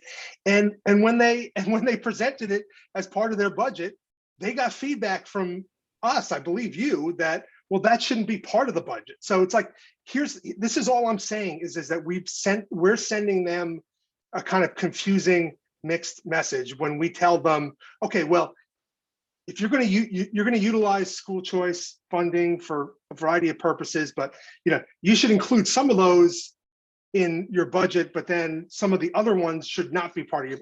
I just think we need to become. We need to have a kind of clear direction for how we want the school to present that information to us next year, because I think we've been sending them the kind of confusing mixed messages about that, and that's part of I think the frustration that you're experiencing is now you're not seeing how you're not seeing in the clearest possible way how those funds are being utilized, and it's frustrating for you, but like that's partly a function of the feedback that we've given them. George. Yeah, I agree. We should not talk to them next year about the way to show it. Like, it has to be transparent one way or the other. I wanted to ask the question though. They are proposing using call it $83,000 of school choice money this year and $118,000 of the ESRA. That's all for temporary positions. Is that correct? Okay, thank you. So then those aren't in their operating budget, and there's no, to Bob's point about recurring expenses being in there, none of these are for this year. The school is not using any of these funds for ongoing expenses. The other thing is, I'll mention it real quick. It's also important is we discovered this year, I'll remind everybody that we really have no control how the school committee spends the money. There doesn't need to be a warrant article. There doesn't need to be approval by the finance committee. So I do think the transparency, we really need to get a policy and get them on board with a policy. That's it. Yeah. Susie. I think people use the word transparency, that we need transparency, when sometimes the issue is we need understanding. We need to understand it. I don't believe there's a lack of transparency here. We also had a shift in the bookkeeping, and she was trying to figure out how to relate the numbers to the initial proposal and the past years. And so there'll be a bookkeeping need in this too. But it doesn't mean that it's not transparent. It means that we have yet to understand it, and we have yet to help define what we need that will help us understand it. Okay. I'm just looking at a little bit bigger picture here and where we are for this coming fiscal year. The elementary school budget is an increase of 0.5%, 5.58%, 0.58%, so well under 1%. And I was just perusing through the numbers you gave us, Bob. Leverett's going up 3.6% and Pelham's going up 2.3% on their elementaries, on their budgets. So, there's a lot of things, there's a lot of moving parts here. But this to me sends a message that overall we're at least if we want to compare ourselves to other towns nearby, this is another data point.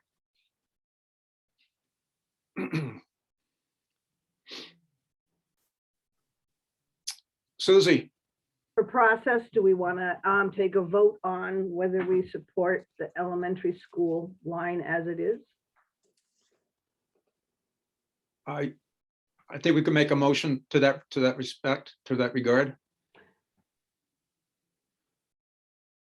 So I make a motion that we support the elementary school budget as written in our budget plan here. 5948. Um, I'll second. yeah, further discussion. Just want to say, I'm going to vote against this because it doesn't address the issues that I raised. And I know that it will pass, but I want to just register my complaint here. Yeah, so are we I looking see at the voting budget for each of these document items, or do we want to vote for the total budget once we go through discussing the different? Because we only have 2 items here. So I guess there's 2 ways we could do this. We could Now vote- that there's a motion and Okay. a second, so I think we kind of have to vote, right? And then, Okay, I think you're Has right. has it been seconded? oh, I thought you seconded it. Did I George, no? second it? Oh, sorry, maybe I did. I thought so. I might have. All right, I couldn't remember. I red-eyed last night from San Francisco. Just want you to know. I haven't slept in a day. So let's take a vote.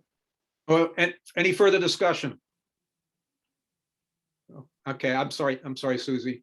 We're good to go. I just want to make sure we got everybody heard. Arvanitis, aye. Chartier, no. Groves, no. Hemingway, no. Cashew, aye. Close your eye. Walton, aye. All right. Motion passes 4-3. Fire department. Now, on the fire department, if I may speak about what my question is about that, What line item, Bob? what the line item is 94. Sorry, went the wrong way. Say that again? 94. He's going to it. 94. Okay, 94 is maintenance. And when we met with Walter way back when, he explained that he was increasing the maintenance line because he was retiring and the person who took his place wouldn't be likely to do all the work he does on fire department machinery. So that he estimated that he would need that kind of money to handle that in his budget. My point to him at the time was, and I still believe this is legitimate, that he was being paid to do that work. And so if some other person comes along that's hired in his stead, and he or she is not able to do that, then they shouldn't be paid for it. So the budget really shouldn't have to change at all. But in this budget, we have the chief's salary being brought forward with a COLA, and then we have the 11,000. So we get both.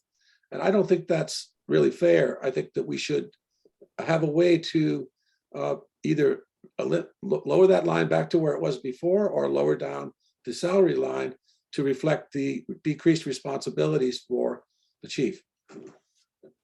George, I agree with what Bob's saying. I had said the same thing earlier this year, and maybe Bob said it first, but I agree with that.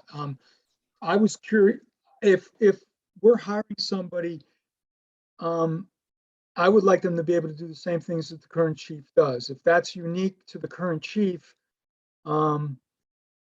the personnel board hasn't done a salary review and doesn't know if $70,000 is, I'm sorry, is that the right number? Yeah, if $70,000 is the right number for a chief for a town our size.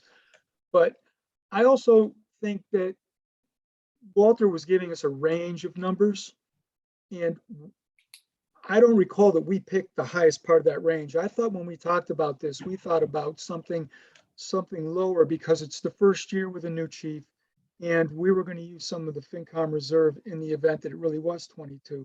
So, I agree with Bob's points. We just don't know at this point, but a doubling of the line without really knowing what's going to happen, I think it was kind of a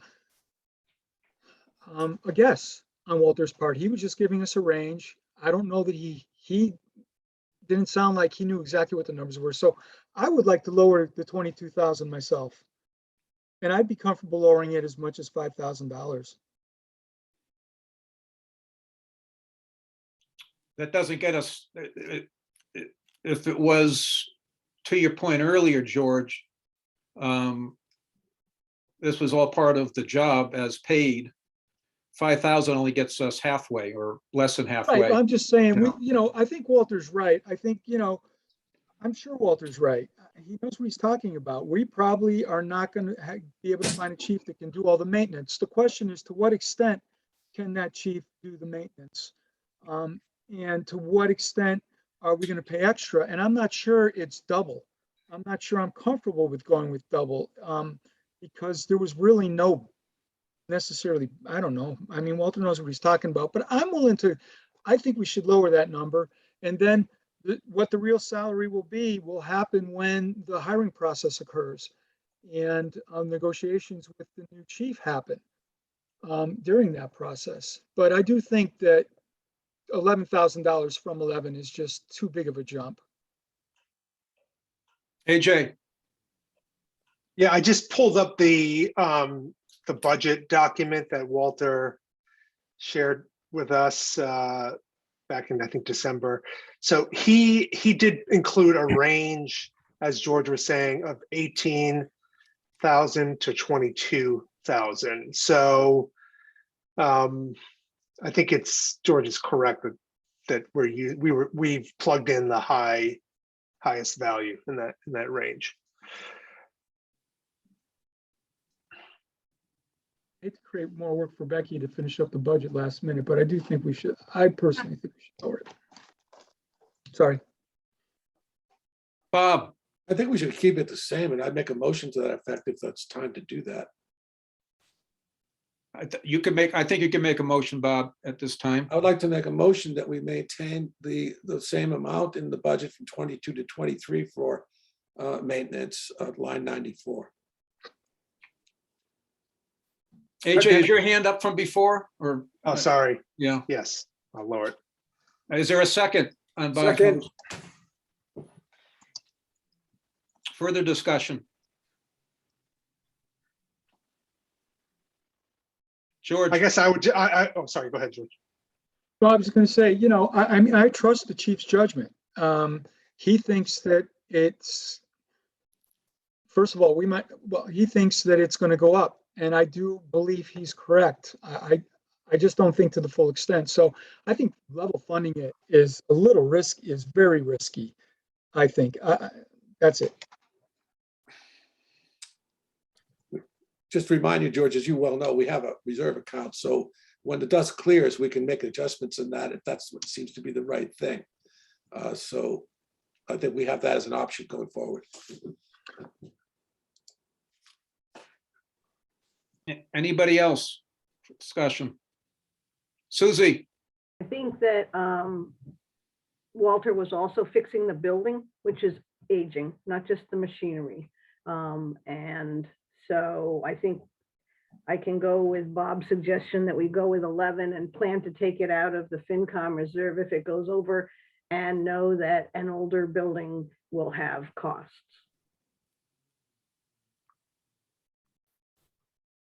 George? When we talk about covering the FinCom reserve and know that we had a number of items with the treasurer where we said the same thing. I don't think we have a clear accounting of how many things we've been saying, well, we've got the FinCom reserve for, so it makes me a little, that makes me a little nervous. That we're thinking about that. To some extent, I think that's true. I'm not sure to the extent of $11,000. If our FinCom reserve is okay to cover that amount, maybe our FinCom reserve is too high. And so, I don't know. Seems to me that we should be raising it something, this line, a token amount, if anything. Well, let's see. AJ, you mentioned in the minutes it was 18 to 22. 22. Yeah. So that would be an increase of 7 to 11. But we have a motion right now. There's a motion on the floor, so. Yeah. No, I'm just Yeah. asking, I'm just asking the question. Any other comments on the motion? We can vote. Arvanitis, nay. Chartier, aye. Groves, aye. Hemingway, aye. Cashew, no. Mosier, yes. Walton, no.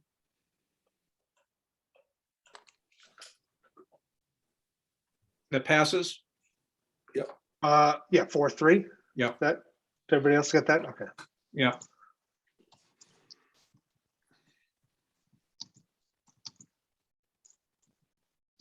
Okay, we can go to the Bottom line. bottom line. We've taken 11,000 out of the bottom line. 1 second. Hmm? Now we have.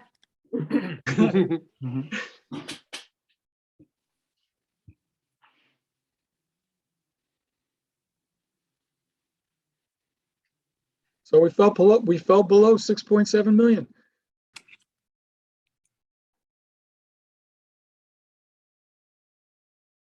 By $226.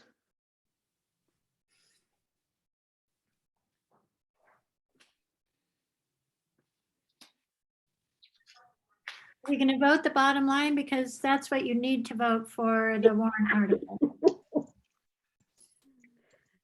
Make a motion that we vote to support operating expenses at $6,699,774. Second. Okay, any further discussion? I'd like to ask a question, Jim. Yep. In terms of finance policy, finance committee policy, it says I voted against some of the items in this budget. I would like to support the budget and vote yes on this motion, but I would also like to reserve the right to speak against the lines that I had dissenting opinion about. Is that something I can do? But one of them is already changed to what you requested. So are you? Well, I know that. But I'm just talking about, say, the school, for example, and some other items that we've voted on in the committee over this year that I voted against. That are in our minute. They're in it. So I would vote for the motion if I was still given the right as a minority who spoke and voted against some of the lines to be able to express myself without being told I voted for a motion to support the budget. I don't know if you follow my logic there. Yeah, I guess my first, and let's open it up for discussion. My first thought is, I mean, I think all of us have some issues with some lines here, and we could all end up having a minority view on something. I have a minority view on the fire department budget. Sure. And I'm sure everybody else might have some issue with some item here. So that's just my first thought. But it's open for further discussion. I mean, I assume, Bob, what you're referring to is you want to have the right to raise your or explain your concerns at town meeting, right? I mean, is that, I mean, because obviously you've, that's all. Yeah. So I would suggest if we could, because I think we need to have a discussion about that in our preparation for town meeting. So, I mean, I think we should kind of table that because we're going to have to make a sort of plan for how, kind of what our roles are going to be at town meeting. And it seems like that's going to come up. So I don't know, do we need to like resolve this tonight? Well, Susie, I think Paul Lyons tried to give us some Yeah. variations on that theme.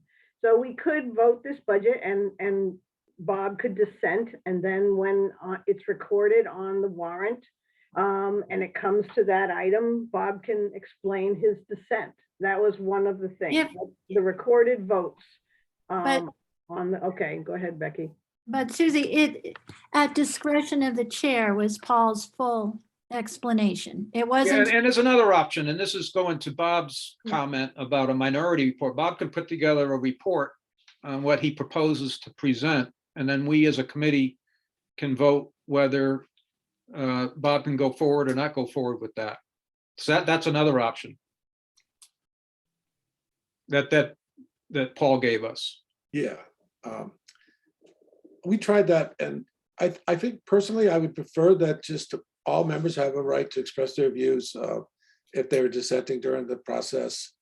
That's my own position. I think that if I had to vote against the budget in order to maintain that, I'll do it. But other than that, I'd rather vote for the budget or abstain and then keep my options open. I don't see where I really have a philosophical problem with having to get permission from a majority to express a minority point of view. That seems kind of a contradiction of terms, but that's me. So we have the right as a minority to express our viewpoint in a self-governing system. So we don't have to get permission to express it from the majority. That's my own. But Bob, I mean, isn't it correct to say that we all have the right to express whatever opinion we have about the budget? Like that's not in question. The issue was just about what is the sort of format for sharing that view at town meeting, whether it's as an individual, citizen or as part of a minority. So I mean, whenever the form is, you're going to have the right to state your opinion about any of the budget matters at town meeting, and that's not in question. And I'm not sure why your vote on this budget needs to be tied to what format that's going to take.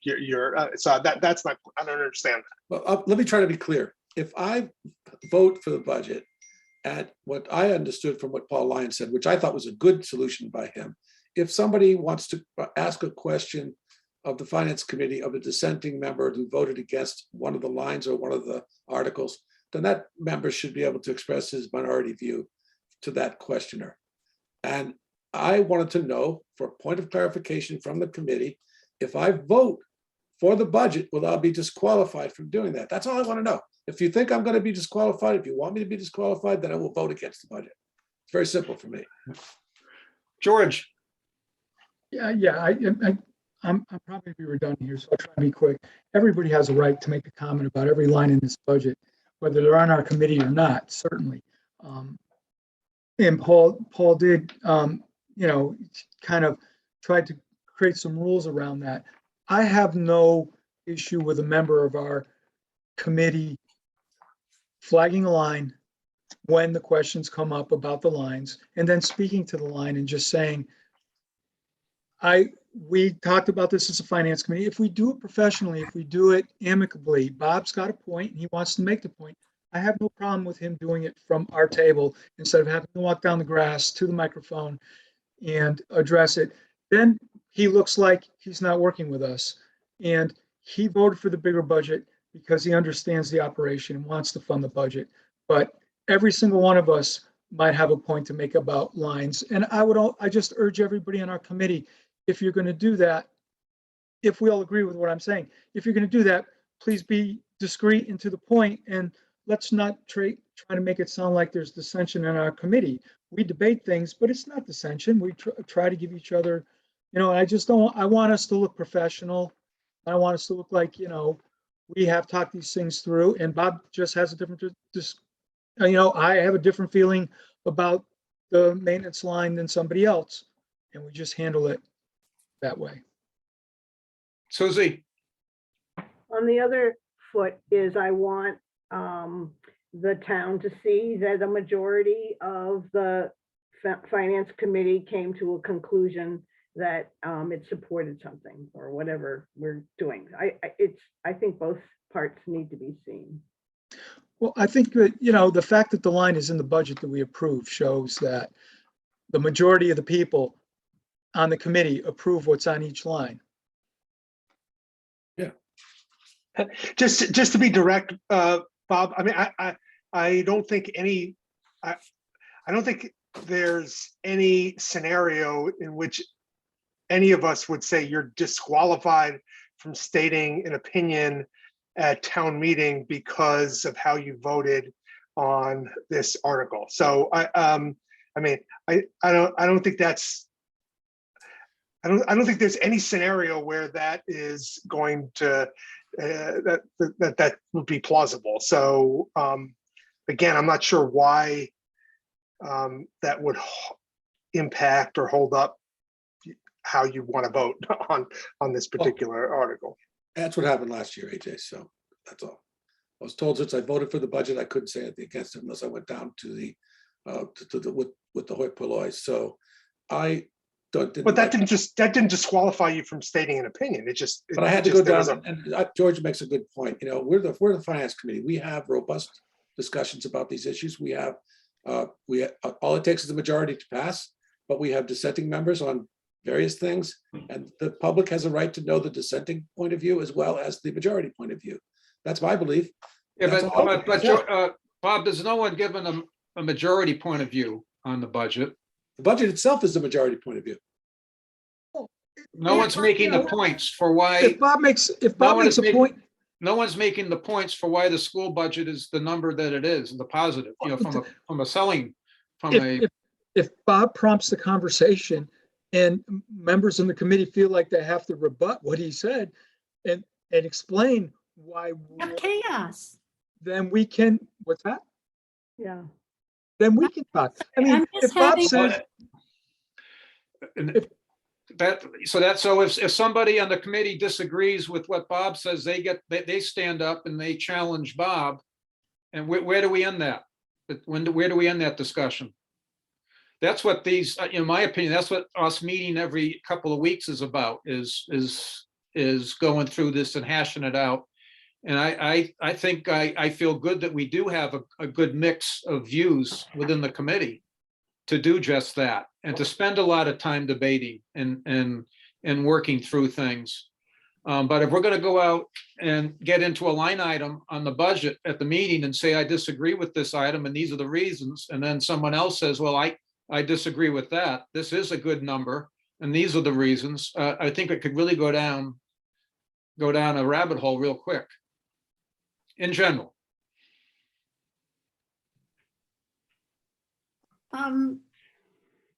That's why I think Paul's suggestion. Yeah, go ahead, Becky. I'm sorry, I can't do the raise hand function. I think this is a big conversation. I think it's not as simple as Bob is saying. I know it's simple to Bob. It's just everybody agree and he's good.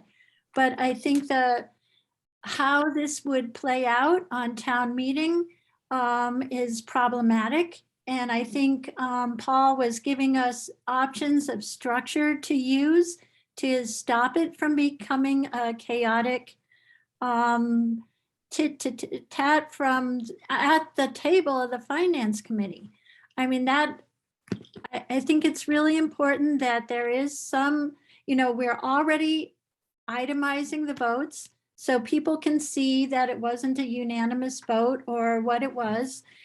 But to open up every line item to conversation, I think if we go back, we could probably find at least 50 line items that Bob disagreed with. We've got an hour and a half right there of Bob's comments. So I would really urge the committee to have further discussion on this topic at their next meeting. I don't think it's a simple answer. Yeah, and I think one way to get around the chaos is what Paul has suggested, and that is, and for this example, Bob prepares a minority report, and we all talk talk it over with us as a committee in advance. So we're gonna put Okay, this- Mike, This should be just a committee. I shouldn't have spoken. Hey, Becky, you're making a comment there that was a little disparaging. all right, let's just focus on the agenda. Yeah, I think you really ought to give the public that's going to be attending the town meeting a little bit of credit. I mean, they can see on the warrant how many of the finance committee members voted for something and how many didn't. If there's one negative vote for a warrant article or whatever, people are probably going to go, well, that's, the majority of the finance committee said that they're in favor of it, and they may not even ask a question. But the way Paul Lyons has said it could be set up is that if there is an indication that where there is a discrepancy between the unanimous vote, then someone from the public could ask to hear why there was a dissension. And Jim, I don't see that turning into a debate between the finance committee members. If whoever had the dissension would state what they thought the issue was according to them, the public knows that the majority of the finance committee members thought the complete opposite. I don't see where there's going to be any debate between the other members of the finance committee and whoever has the dissenting opinion. So I think if you're not going to allow that, I think you're really, stifling a lot of information that people may want to hear. And I would suggest that to avoid that, Bob or somebody not vote for this budget, so it shows there isn't a unanimous point of view on that. Thanks. Melody. Yes, I was kind of along those lines thinking, based on what Becky said and a couple others, it sounds like Bob should vote against this budget in order to show that there is dissension. And I feel like, the Supreme Court, they don't all agree. And so there is, someone writes the majority opinion and then somebody else writes the dissension. So I feel like, if Bob or anybody else wants to dissent on any of these lines, then they should not vote for the budget.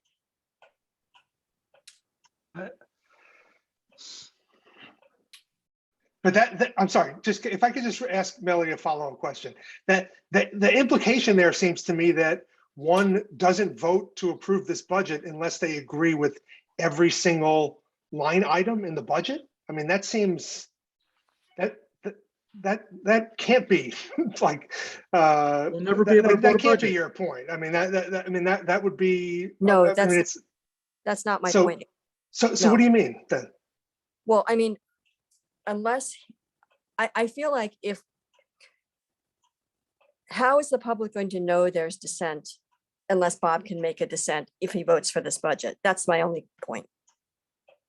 Well, one way or the other, he's going to get an opportunity to say anything he wants to say about any item on this budget. The only discussion that still needs to take place is what form that's going to take, how that's going to occur.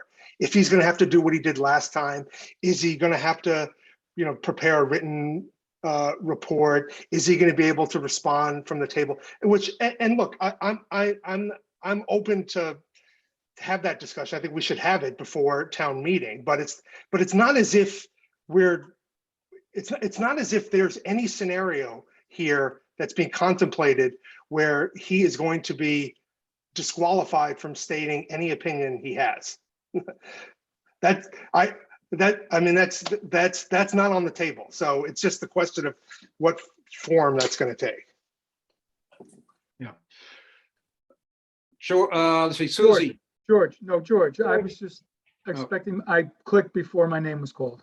I apologize. I just want to respond to the comment about a minority report. I think a minority report we want to avoid that because that makes it look like the level of dissension on our committee is much greater than it is. Everybody has an issue with one line or another. And if each one of us got to write a budget, it would look differently. And so Bob said it. I'm willing to vote for this budget. I see the bigger picture, but there's a couple lines I want to address, and we all agree he should.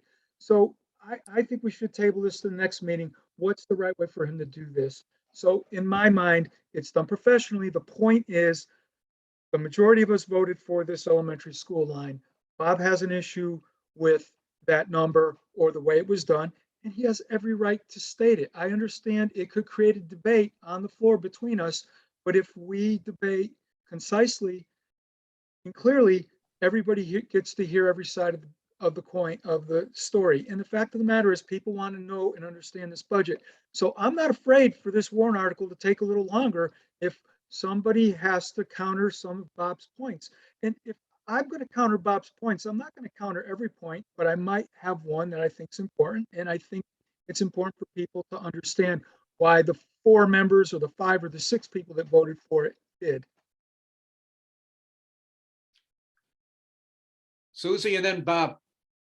I think that what I got out of what AJ is saying is we can vote on the budget now. And then we can talk about between here and May 21st, how we want dissension and minority opinions to be represented. And so tonight we can just close this discussion. Bob can decide for himself what he wants to do about it. But it looks to me like we're ready to vote to close the budget, to make a budget vote and then move on to something else and then put it on agenda to do minority. Yeah, you use the word dissension, Susie. I guess with the 7 of us, we all come from different places and we have different points of view.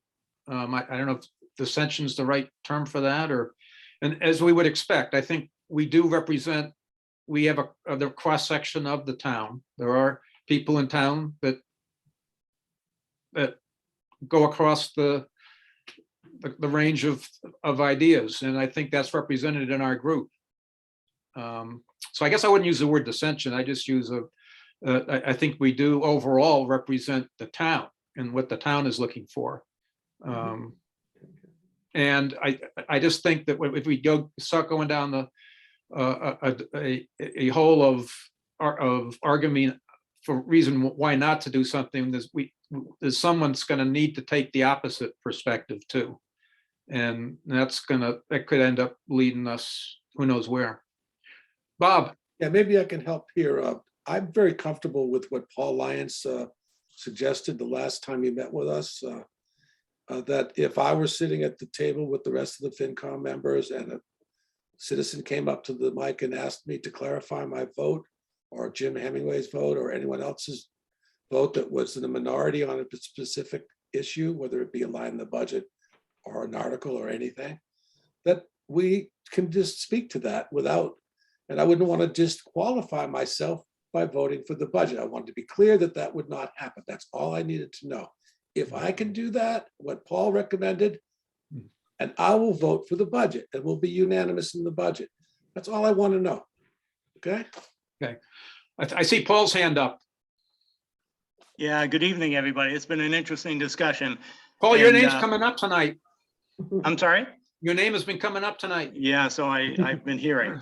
So I just want to clarify before you get to your vote that what I said last week, I guess, or your last meeting, was that having the actual vote that you folks take in the warrant, I think is very helpful for the voters. And if somebody wants to get more information about why a vote was 5-2 or 4-3, that's absolutely appropriate and fine. If they ask a question about it, I would direct that question to the chair of the Finance Committee. The chair would have the opportunity to decide if he, in this case you, Jim, wants to answer that question, or you would like to have Bob or George or Sue or Susan or anybody answer the question. So I don't want people from the audience starting to direct questions to individual Finance Committee members. The questions come to me, I would redirect them to the chair, and then you can decide how you want to handle it. Thanks, Paul. Okay, any further discussion on the budget? I'm sorry, Jim, can I just say one other thing? Sure. The procedure that I'm trying to lay out here is common practice across the state. When I put this question out to other moderators, virtually every one of them that responded said, yep, that's the way we do it. That's the way it should be done. So this is nothing unusual. It's common practice across the state. Okay, any other discussion? Okay, what, who has the final number on the revised budget? So the motion that's on the floor and has been seconded is to support an operating budget of $6,699,774. And was that seconded? Yeah. Okay, yeah, okay, and we're ready to vote. George, Arvanitis, aye. Chartier, aye. Groves, aye. Hemingway, aye. Cashew, aye. Closure, aye. Walton, aye. Okay, we need to go through the warrant articles. We had some to fix, right? Yes, I think we need to start with 7, right? Yeah, 5. Okay, we just finished 5? No, no, what we, about 5? Did we do 5? yes, you went all the way through the budget except for the highlighted ones. 7 was the first, that was the budget, and this number needs to change one more time. Okay, you modified Article 5 to what we voted on tonight, right?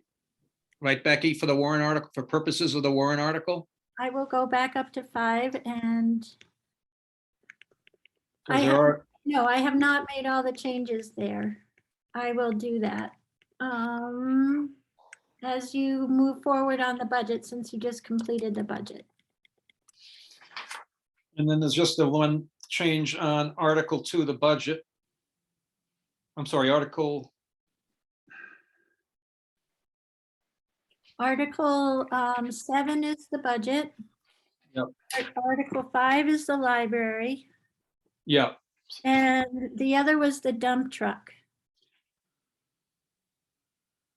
And did you want to finish on the Article 7? So the reason we held back on Article 10 is just, I needed to think through and make sure that we weren't going to be borrowing in this fiscal year. And with the timing, we don't borrow till after receipt of the truck, which will be a minimum of 6 months, probably it could be a year, likely a year. So we won't be borrowing this amount until FY '24.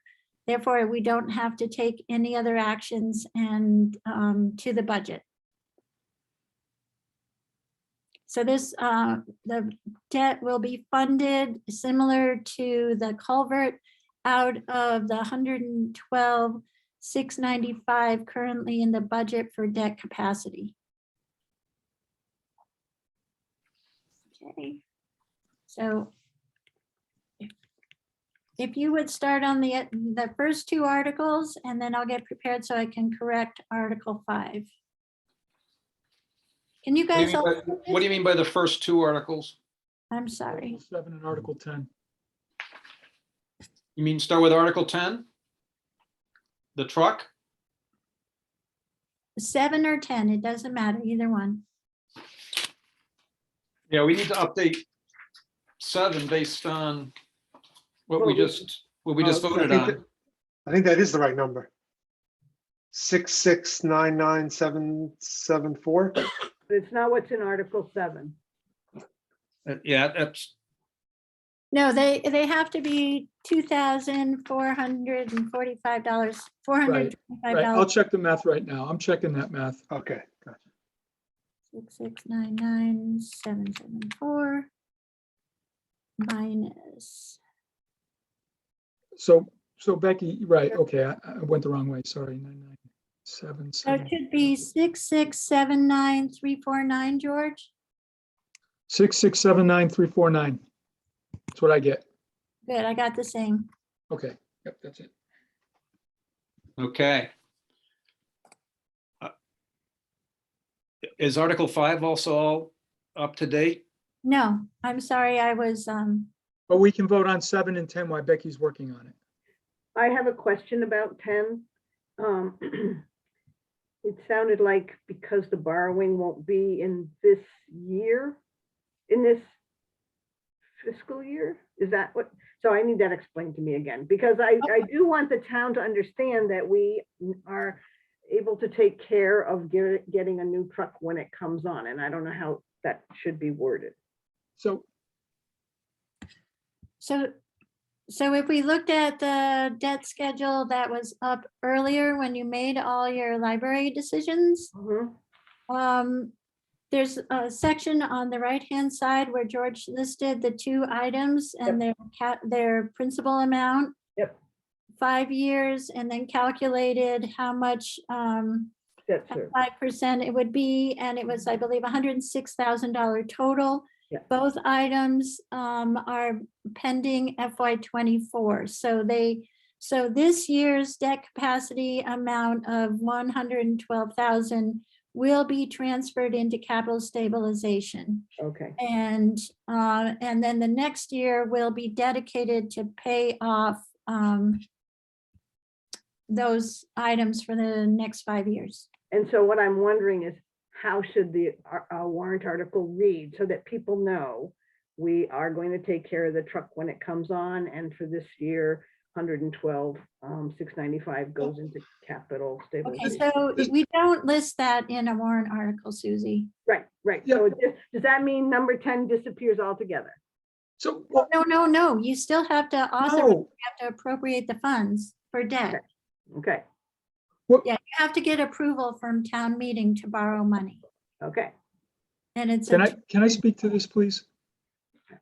George, The only thing we need to do is tell people this warrant article allows us to buy this truck and to fund it with debt. The debt service won't start until fiscal '24 because of the timing. That's all we need to say.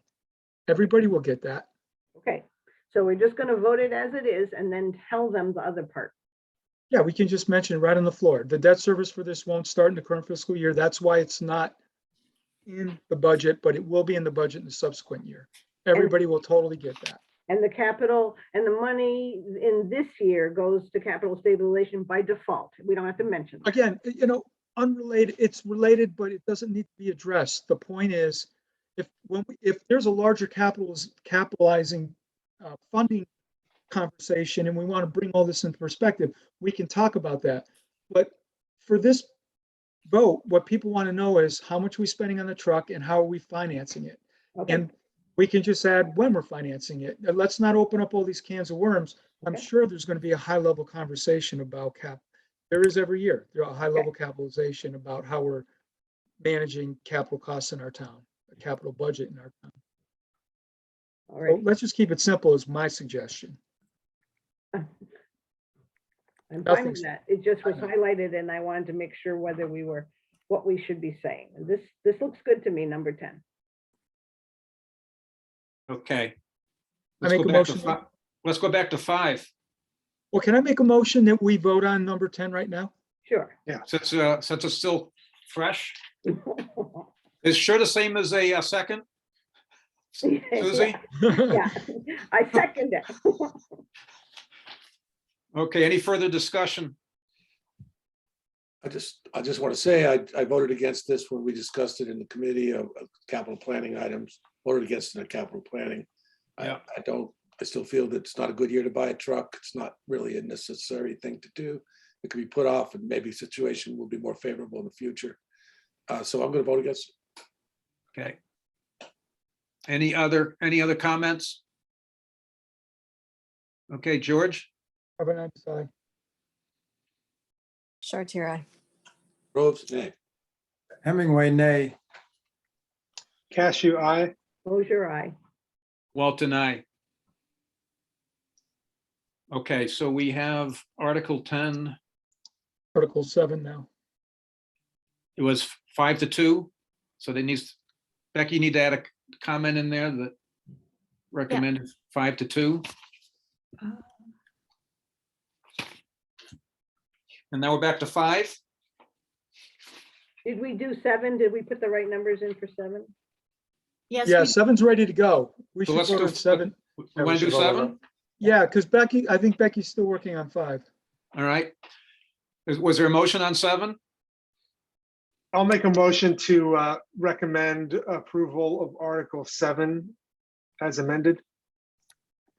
Excuse me, I don't know that that number's amended. It is. I thought the second number was. Both numbers are. Okay. What's up on the screen is amended. Both numbers got changed by $11,000, Susie. Okay. The Okay. 6699774 is on the bottom line of the expense budget. And the Okay. difference between that and the septic betterment is the 6679. Okay, thank you. Okay, I think that was Well, not wait a second. minute, I'm looking at I'm looking at the draft we got before, and those numbers are still there. Those are the numbers in the draft we worked on last week. But So I don't the one that Becky sent today No, the one we worked on last week, is not the same as what Becky sent today. what I'm looking at on the screen for Article 7. I just typed those numbers in, Susie, and George verified them. They tied to the new budget. Oh, so that's why it's not, I'm not looking at the hot number right now. Okay, I'm sorry. No problem. Okay, any further discussion? I just want to mention for everybody, I know you probably all understand this and it's very simple. The reason we have two numbers here, the total budget is $6,699,774, but everybody understands that we lower it by 24-25 because there's a budget item for 24-25 that is also a revenue item for 24-25 and doesn't need to be raised for property taxes. So I think everybody knows this, but just in case somebody doesn't, that's why we're voting this way, right, Becky? Yes. Susie, is your hand up again or is it Oh, still no, up? I'm not even on the right screen. Nope, hands down. All right, anybody else? Comment? Oh, Yeah, do we have go ahead, Bob. just want to say, I think I'm going to abstain from this vote because that just keeps my options open. I'm still kind of confused about all the issues we discussed. I appreciate your forbearance, but I'm going to vote abstain from this. Okay. Other comments?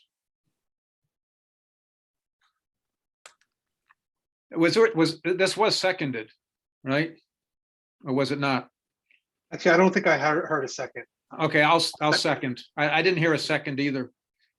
I'll second I it. can't. Okay, so Jim seconds. Okay. If no Urban further Aye. discussion, George? Arvanitis, aye. Chartier, aye. Groves, abstain. Hemingway, abstain. Cashew, yes. Closure, aye.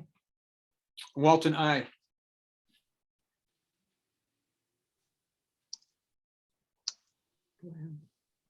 Are we ready for Article 5? Yeah. 1 second. I got it. Close. It approved out. Sorry. I just have to fill in the last number.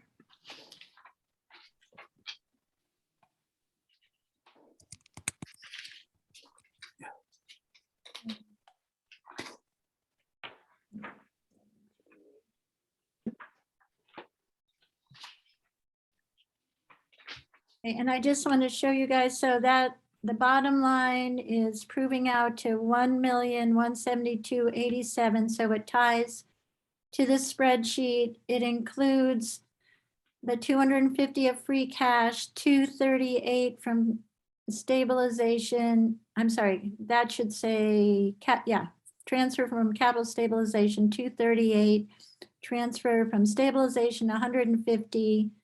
I corrected the donations number. We are not voting that number.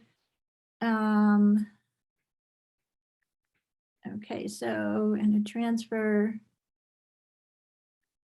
Okay, so the total transfer amount is 1,272,082.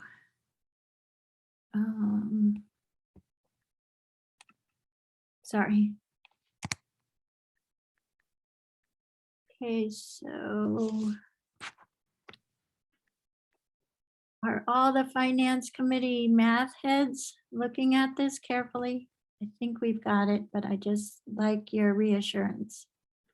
Did Yeah, did be easy. you- Did you cross-check this to your Excel spreadsheet that you had Yeah. worked on earlier? Yeah, see that right up here, George? The library is right here. 1,172,087. Yes, yes.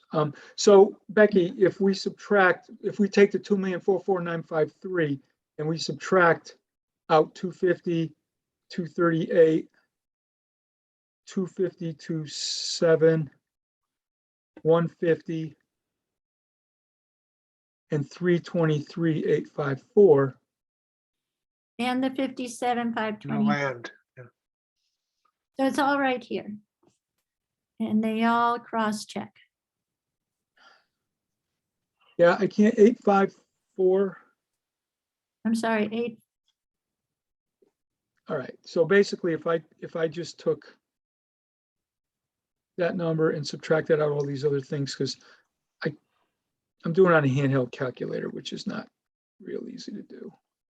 252,700.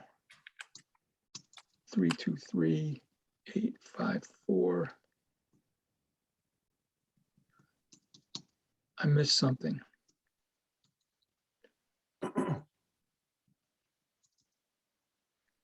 the land, the 57. That's it. I missed the land. No, that's exactly what it is. I missed the land. So the numbers check out. Let me do it one more time just to be sure, but this warrant article adds up. Yeah, I get. Okay, good. numbers on All my right. end. Yeah. Thank you, guys. Okay, do we have a motion? I make a motion that we approve Article 5 as written. Second. Further discussion?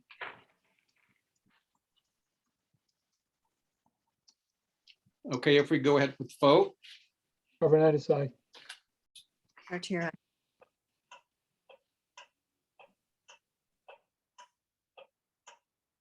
where are we?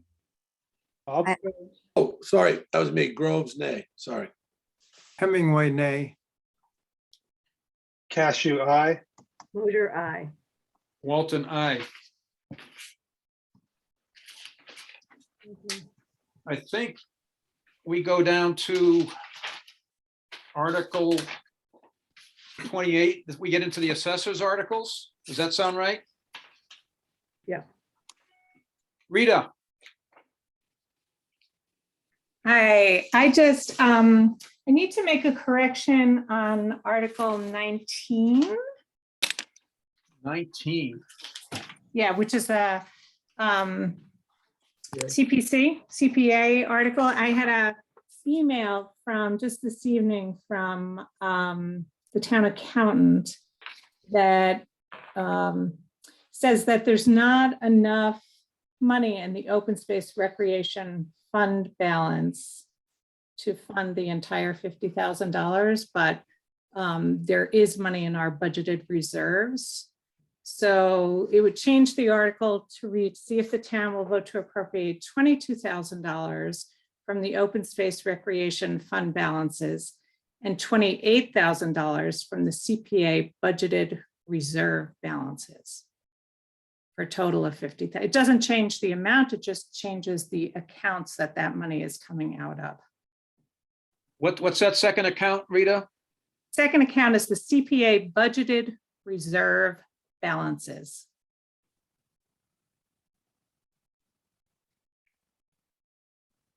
Okay, from the open space fund balance and 28,000 Right, from the CPA budgeted reserve.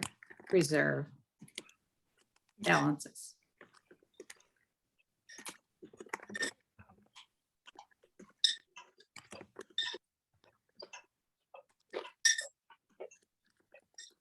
I thought since you were doing the warrant articles, I should Yeah, do this tonight. helpful. Thank you, Rita. All right, I'll make a motion to recommend approval of Article 19 as amended. Second. Okay, any discussion? Okay, George, Hernandez, aye.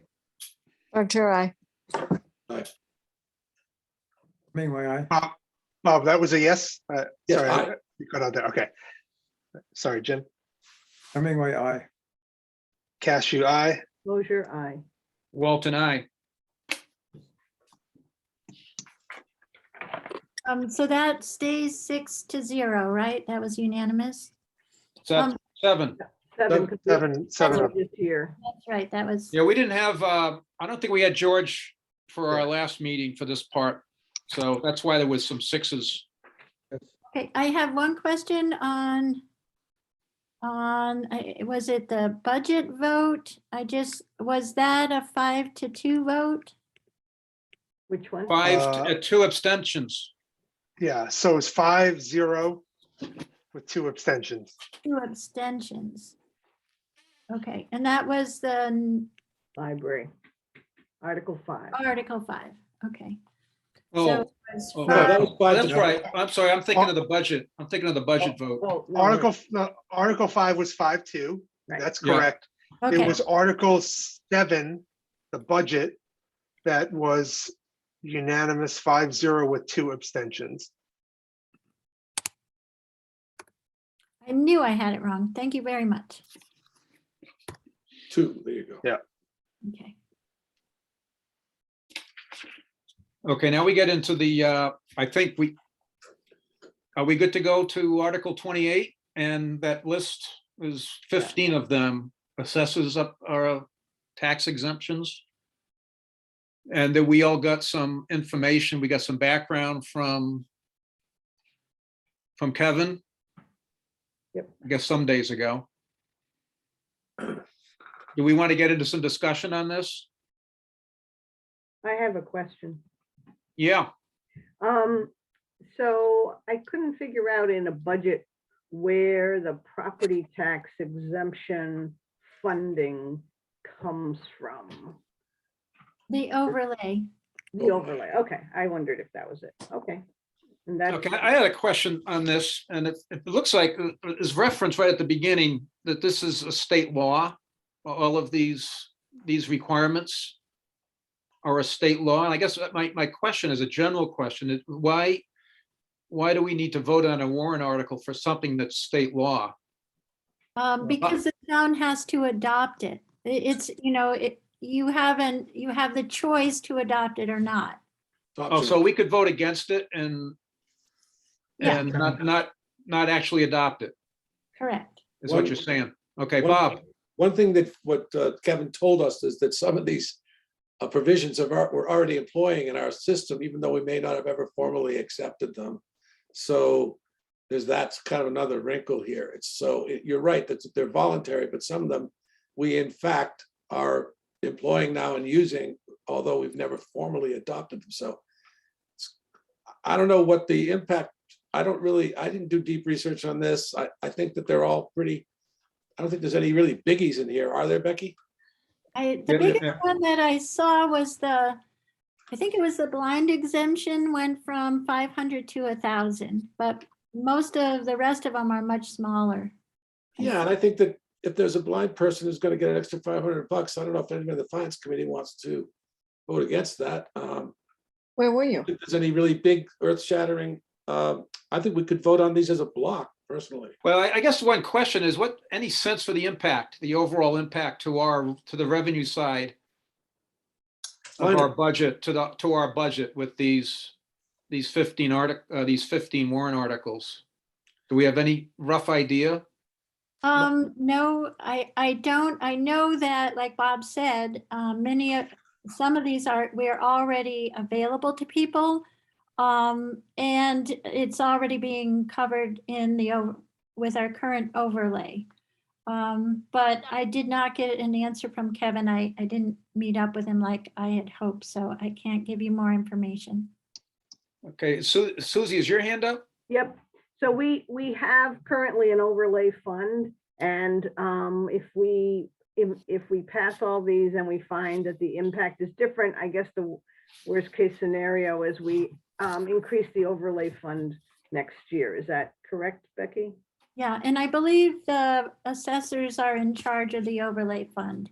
They would request an increase or, yeah, I think it's an assessor's function.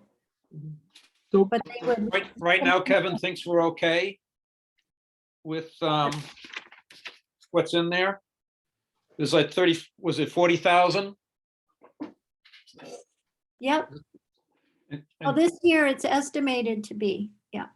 Estimated to be 40,000, and Kevin's good with that? He didn't change it. He didn't Yeah. change. it's what he's been using forever. Yeah, but some of these are pretty recent changes, right? Some of these exemptions are pretty recent. They go over the last 2 decades. Oh, wow. So, Go ahead, George. yeah, that's my question. I mean, so this is not, none of this is anything new. We're just codifying it in for the town of Shutesbury.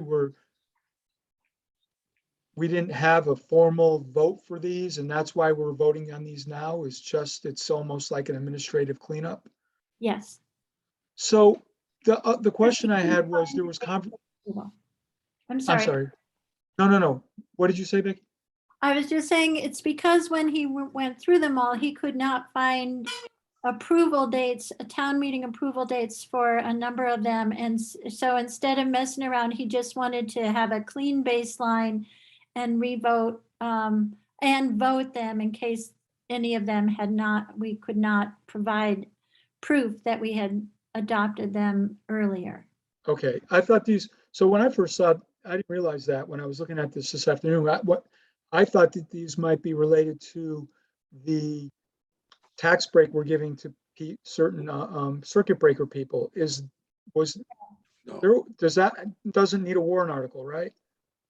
We had that last year. Their warrant article last year. Oh, okay, so it's been approved. Okay, thank you. But isn't that number 42? I wondered if that was what Article 42 is. No. That's a different circuit, referencing a different circuit breaker. Well, it could be referencing the same circuit breaker. Okay, Article 42 is down here. sorry. He just cites chapters and stuff. We don't know. But it says to exempt seniors from property taxes up to the amount That's of 41. circuit breakers. Oh, sorry. Well, I thought it was called 42, but. No, I'm sorry. No, that was my mistake. I'm looking at the wrong thing. To exempt seniors from property taxes up to the amount of the circuit breaker state income tax credit received for domiciles. Is that not the one we just passed? Where it is? That is.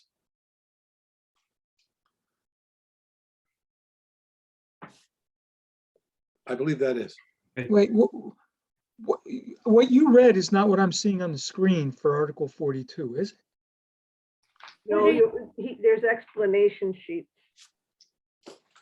Oh, I send out the explanation sheets. oh, I'm right. I forgot about those. Got it.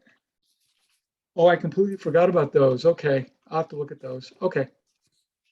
I'm just going to say, the big one is the circuit breaker one that we passed last year. The rest of them are not going to have a large impact on our finances at all. And they're actually they're all progressive things for people that need help, elderly, sick people, handicapped people, blind people, whatever. So I think that we could vote on those as a block. I wouldn't feel bad about that. Or we could wait until people get the chance to look at those explanatory notes before we do it, if we have time. All I have for background is what was sent to us. This is all I know. And the first sentence says this was signed into law in December 2021. So that to me sounds like this is recent. This is recent stuff. And There's As nothing- of that date. I'm As sorry? of- Just as of that date. It was all pre that mostly. Okay, Yeah, I would agree with Bob, given that it doesn't change any numbers and we've been doing it all along. This is just a formal writing of it, creating the backup to support what we've been doing forever. And it's only a $40,000 impact that we've been doing forever. I think we should vote it all at once. Oh, and it's the $40,000 is also for, the exemptions don't use up $40,000. That's just the overlay. Yeah, that's the full amount. It's within that amount, but there's other, if somebody gets an abatement, it comes out of the overlay. It doesn't all go to, it's Right. not $40,000 worth, It's not gonna have that kind of impact at all. right? So I would make a Okay, motion to that effect, George, that we vote these, on these as a block. the 15, Yeah. which would be, Article 28 to 42, 42. is there a second? second. Any further discussion? Let me just ask, could we put this off and do more homework? Or is it too late for that? Let's just do it. Okay. Let's So the vote. warrant article's got to get published, right? And we need to write our report, and the select board has to approve these tomorrow night. Okay. We have a Is there motion. one you have concerns about, Bob? I'm Yeah, trying to reach Kevin. Don't. Excuse me, Bob? Yeah. Is there one in particular? you Oh, no, have- the only thing I didn't know was that, I didn't know, I think that, I think that these are good. I just haven't had any time to really drill into it, so Okay. kind of feel a little bit reluctant to sign my name to it, that's all. Okay, let me see if I can.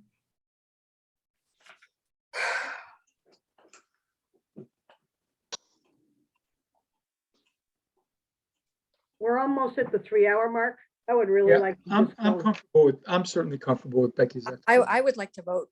Okay, I'm ready. All right. Arvanitis, aye. Chartier, aye. Groves, aye. Hemingway, aye. Cashew, eye. Closure, aye. Walt and I. All right, we're done with that. That's the warrant. I hate to say it, but we do need another meeting to work on our report.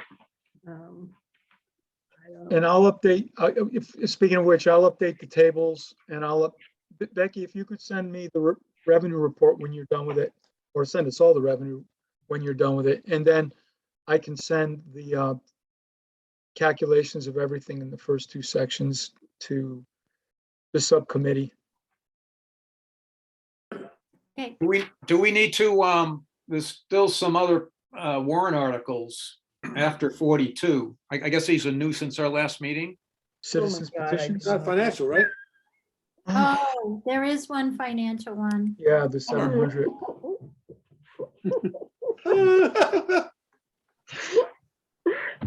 Sorry. Celtics game's almost over. All right, they where winning? is it? Don't tell me. Spoiler No, alert. yeah, keep- Spoiler alert. Keep it quiet. Okay, I'm staying up late tonight. Which one are we looking at?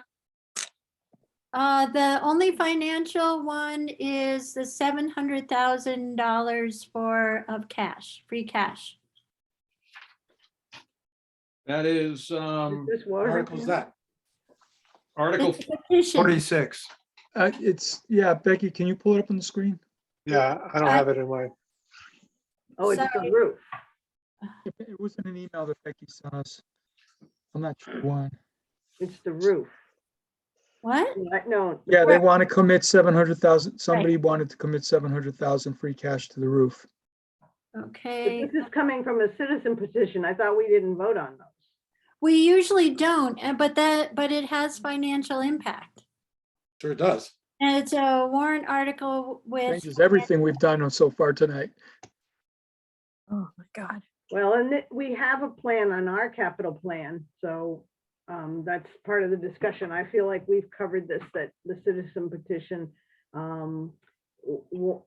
won't be needed. I'm ready to vote on it, but you know. I am too. Okay, Article 46. No further discussion? Well, Becky, can you put it on the screen, please? Yes, I will. Preview ATM warrant. Share.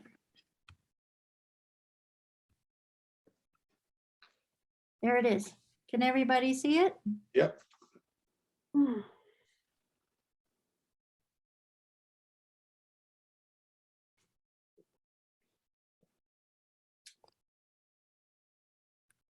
Can I just ask, if we vote this down, does that mean it won't go before the town? So it's just not recommend. Oh, it's just not recommended. Okay. It will show our opinion of it.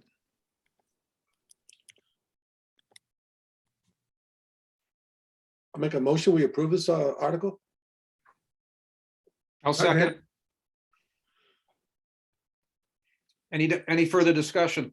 I strongly not gonna- support this article. I'm not going to approve this article. It runs counter to everything we did. Yeah. What This we've does done not now. run counter Why to would all we what approve? did. I'm sorry, This- Bob, I didn't hear, I think we lost what you were saying, Bob. I say that this is totally consonant with what we did. We support doing the roof. We support doing it in this fiscal year. And this article just reinforces our point of view, and it makes it formal that we put that money aside. So I support this article completely. We weren't, Well, this says it comes from 700,000 from free cash. Yeah. Right. The point of this article is to take free cash and put it aside for the roof. That's not our capital plan right now.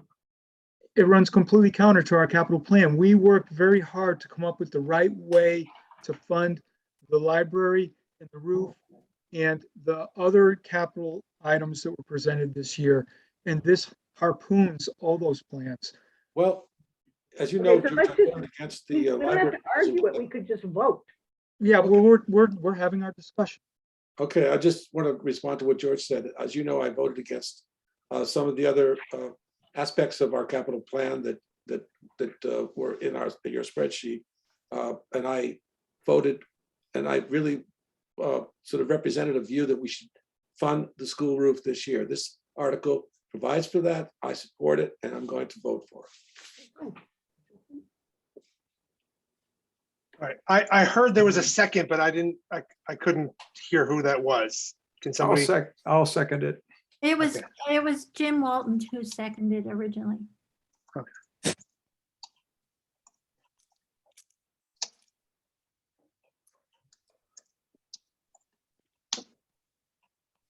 Any further discussion?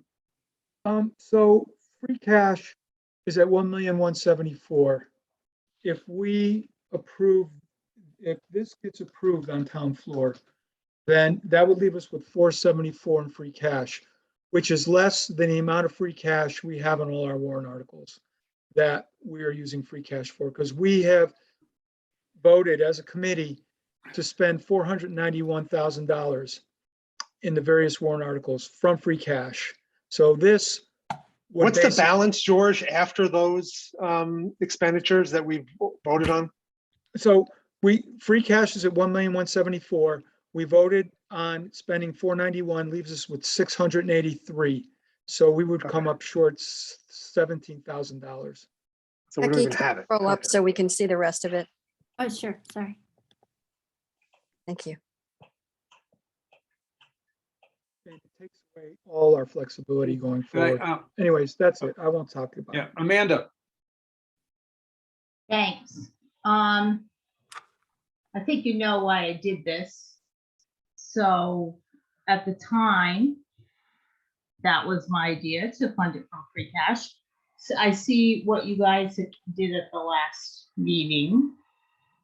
And I'm not saying I want to withdraw it necessarily, but I'm not sure where we stand with that. I don't see a warrant article speaking to the school roof. So I'm not really sure where it stands, and I still would like to see it dealt with. So could you just explain what you're doing? And one way to explain, Amanda, I would say is if you pull up the minutes, I think it's from our last meeting when we talked about this.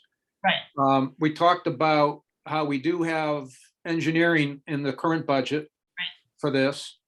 And then we went through a timeline. Becky laid out a timeline, how much time it would take to get the engineering work done, get the bids, and then we would start the actual construction in the spring.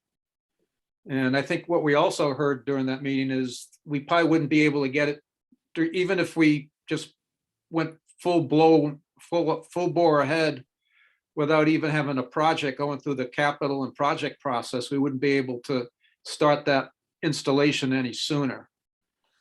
So I think that's mostly captured in the minutes from, I believe it was our last meeting. Okay, well, and I was there, but minutes are, never open so that you can look at them. Or never what? Well, the minutes won't be up for a while, but yes. Yeah. We just approved them tonight. Yeah. So I'm just, right. So I'm just, basically, I mean, you guys will do whatever you want. But personally, I mean, I would like to see it stay.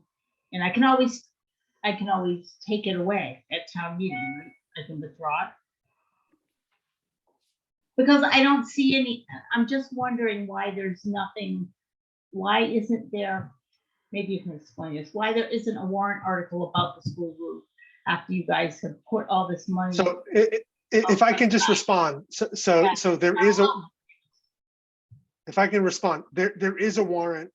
It's for the first step in the process of replacing the roof, which is an engineering study. That much The discussions that we've had, I think, have made it clear that our plan is to, that one of the deliverables from that study is going to be a cost estimate, which will then factor into a funding request that Capital Planning Committee will discuss and will presumably recommend. And then FinCom will then come up with a plan, just as we have for every other capital project you see in our discussions tonight. We'll make a plan for how to fund that. And we have had discussions that we would call a special town meeting to put forth a warrant at that point that has a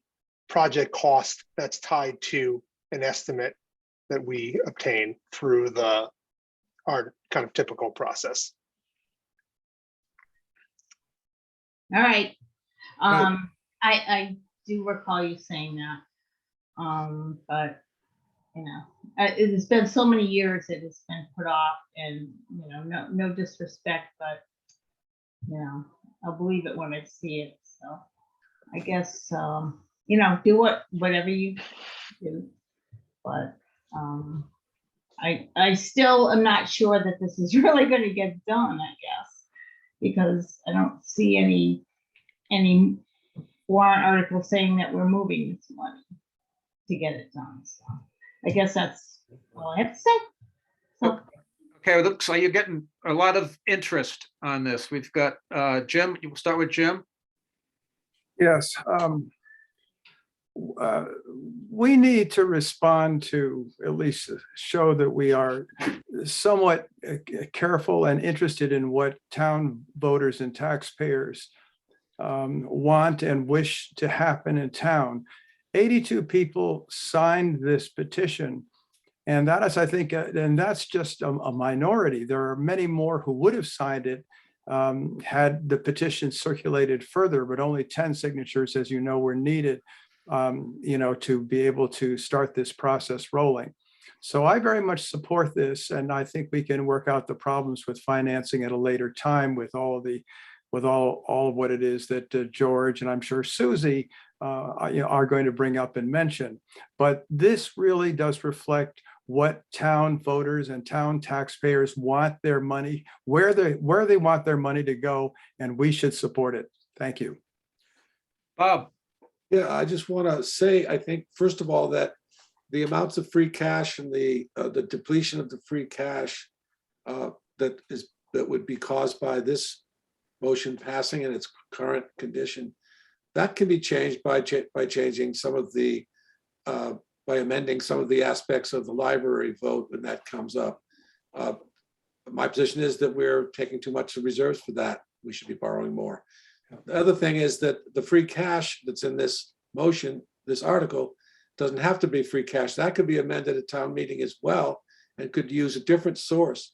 If the free cash was problematic, it could be amended in the floor of town meeting and have a change of where that money is coming from. But I do think that we should make a formal commitment to doing this roof the way we do with other projects where we're not really fully engineered and fully priced out.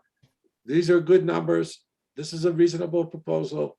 I think it would be a really good thing for the benefit of the building and for the benefit of the town to support, to make a formal commitment to this. This is something that we really need. We should put it as on a priority basis. So I will be voting for this today. Susie, We have a formal plan. It's also based on hearing, we will be able, in the timeline we have, we'll be able to hear from the state if they end up giving us a grant, which everybody should be going to the website and writing to the MSBA to support the grant. And we're also creating a balanced use of our cash reserves. People can hear that from the FinCom at the meeting. And if people start sharing that information, that we have a process and this is what it looks like, they can know that we're committed to it. We're taking care of the whole town. George. Yeah, I understand that there are some people who are skeptical. This has been going on a long time. I felt the same way for years. I've been frustrated for years on how long this has taken.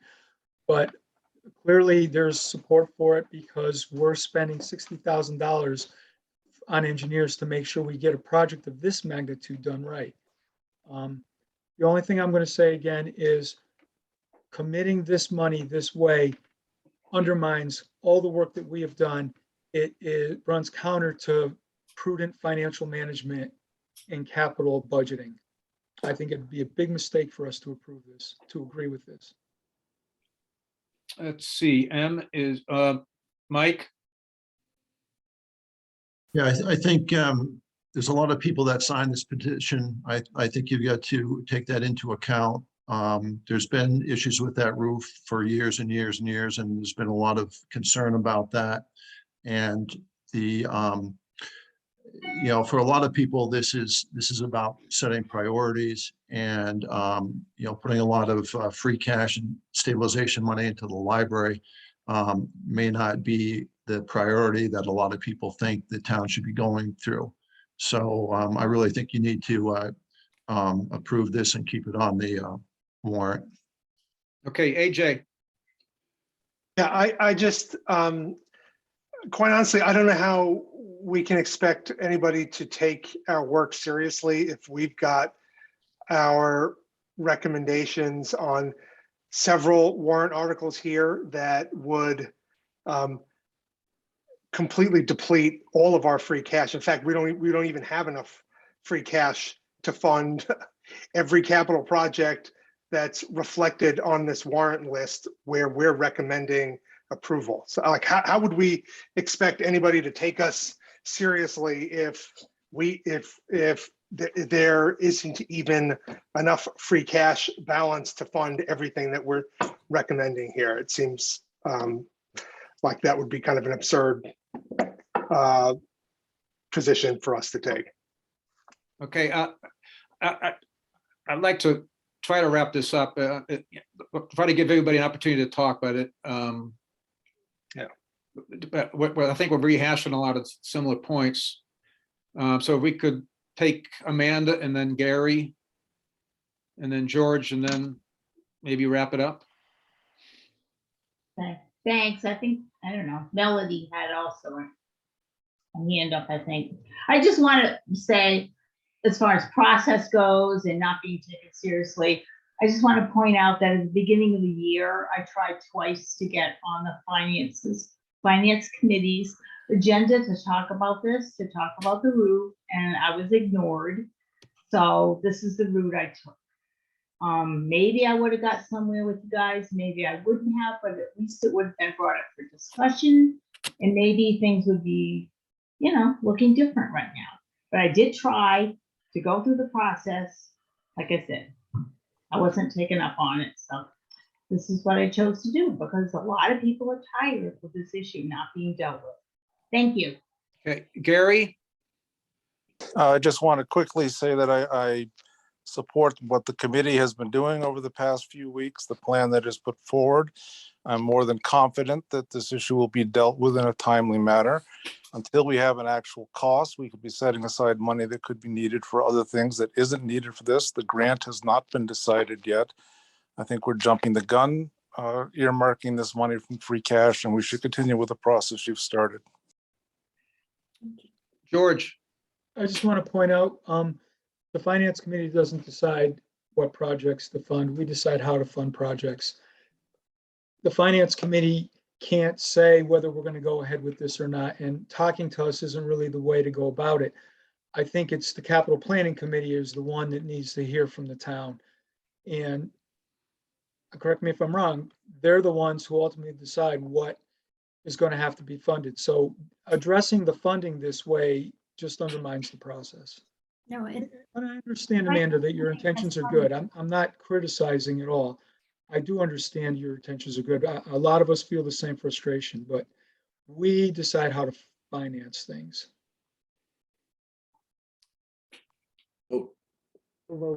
okay. If we could go ahead and vote on this? Arvanitis, nay. Chartier abstain. Groves, aye. Hemingway, I. Cashew, no. Closure, no. Walton, no. Okay, what else can we find here in these warrants? We're done, right? You're done. Come on, let's go. Are you sure? You're done. Yes. Lord. That's enough. I don't think we even have any other agenda items. Except our next meeting. Do we have a next meeting date? Well, we got the 17th for the budget review. That's, yeah, do we need to, let's say today's the 3rd, the 17th is the budget review. We've got a subcommittee meeting before then to prepare for that budget review. Well, we have this issue about, I don't think we resolved the issue that Bob had raised. Which issue? Did Bob only raise one issue? The one that Bob raised, I don't think we resolved. Oh, And what's that? Is conduct on, the proper way to voice one's opinion. How do we want to? I'll say very briefly what my impression is, George, Jim. I voted to abstain from the budget and the article, but I also voted to support it. So I put faith in Jim Walton, our chair, to be fair-minded about conducting finance committee business at town meeting. If there's a question that comes from the public town meeting body, and it seems like it should be directed to me or Jim Hemingway or some other member that voted in the minority, then I think Jim will. I have faith that Jim will allow that. So let's just go with that. Does everybody think that's a good way to go for town meeting? George, Melody, Susie. I'm Sounds like not a lot sure of I pressure. understand, Bob.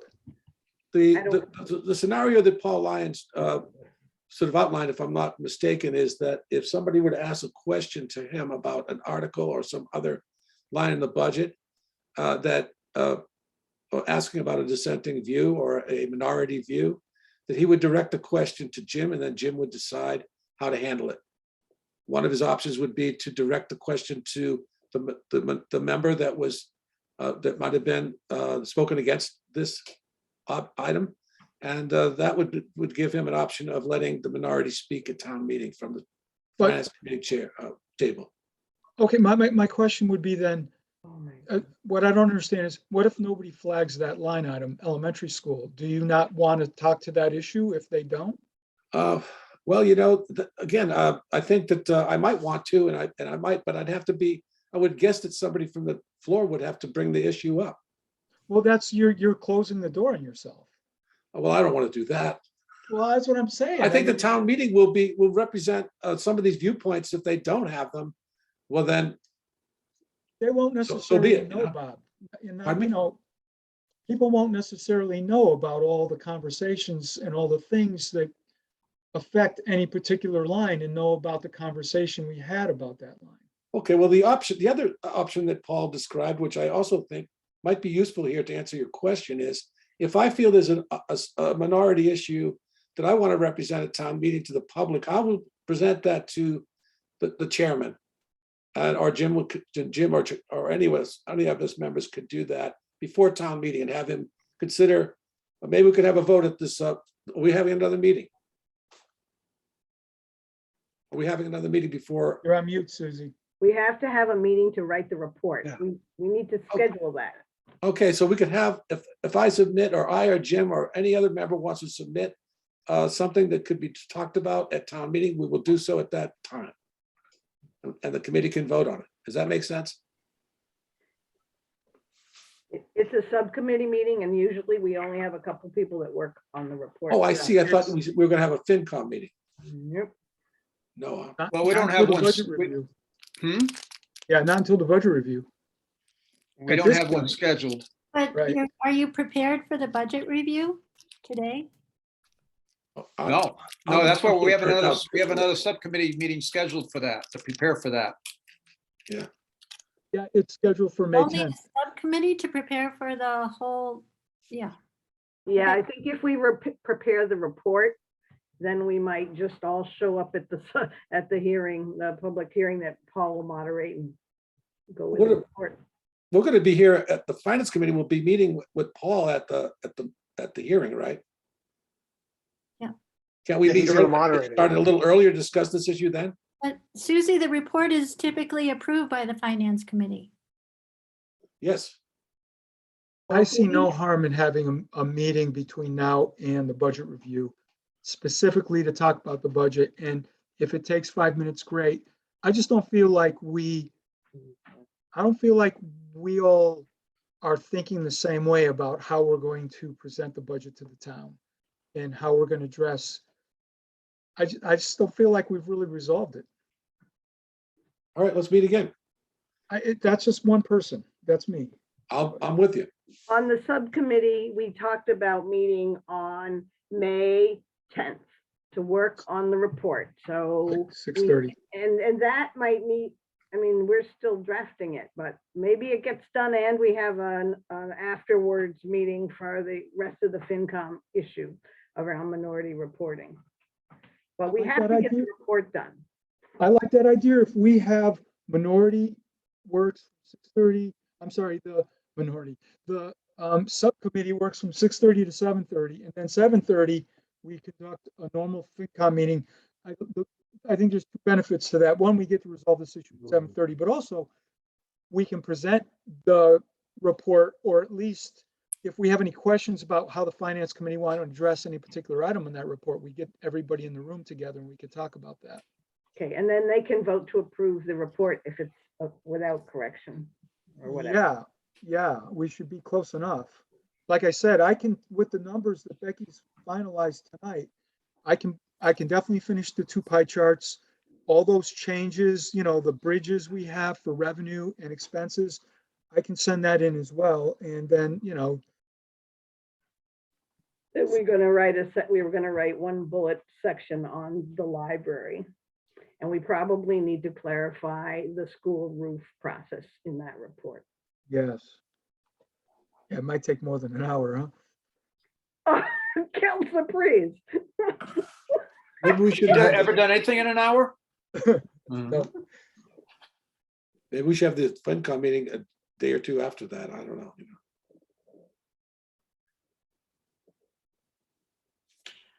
Could the subcommittee meet during the day? What's the weather gonna be like that day? Sure. I'm You willing use to use the May 10th slot for a FinCom meeting? Yeah, and meet for the report before that. yeah. I'm just asking. I know you're doing all the work. Because we're already here on the 3rd, so it would, does a report subcommittee want to meet on either Thursday or, oh, Friday? What a great idea. Um, Oh, I can't meet on Thursday. Okay. Because you want And we have to post to it, right? So we you need, gotta get it up on the website, and you're Yeah. gonna have, we- you this- want to get a week if you can before Want the to meet hearing. Monday during the day?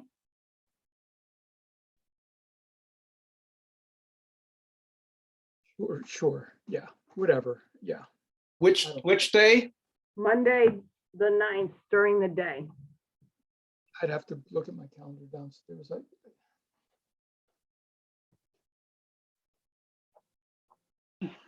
Yes, just do it. I mean, Let's meet at, how about 1 o'clock? Jim, can you do it? This coming Monday at 1 o'clock? Yeah, Can we do it earlier? Can you do it in the morning? yes. I can do it in the morning. Want to meet I at can do- 10? I can do the morning. 9 or 10, George? Oh, 9:30. 9:30. 9:30 it is. Thank you, guys. Okay, and then we'll have a, Meeting on the 10th. and the agenda items will go over the annual report, and then we'll go over how we want to manage the town meeting. Yeah. Those two topics. The budget meeting too. 6 o'clock? It's scheduled. 6:30? It's scheduled right now for 6:30. 6:30? The only Yeah. thing that has to change is the agenda. Yeah. That's okay. Alrighty. So Jim, Walton, you want to get the budget review meeting on the agenda too? Discuss the budget review meeting and annual town meeting. So discuss the May 17th presentation, right? Yeah. And APM. Yeah. And the report that we wrote. Yeah. And we're meeting at 6:30 on 5/10. All right. Now are we done? Yes. I'll let Melody know what you guys decided. Okay. Great. The Celtics are probably still playing, George and James. Oh, boy. I think they're getting ready for game 3 by now. I hope so. Let's hope they do better tonight. Yeah, I hope so. I'll see you guys. Good night. All right, do we need to have a motion to end the meeting? No? So moved. I made the motion. Yep, so moved. Arvanitis, aye. No Chartier. So Groves, you're up. He's gone. He's gone too. Aye. We still have a quorum. Aye. Aye. Aye. Aye. Bye-bye. Thanks for hanging in there, everybody. Good You job. all have a lovely Yeah. evening. You too. Bye. Bye.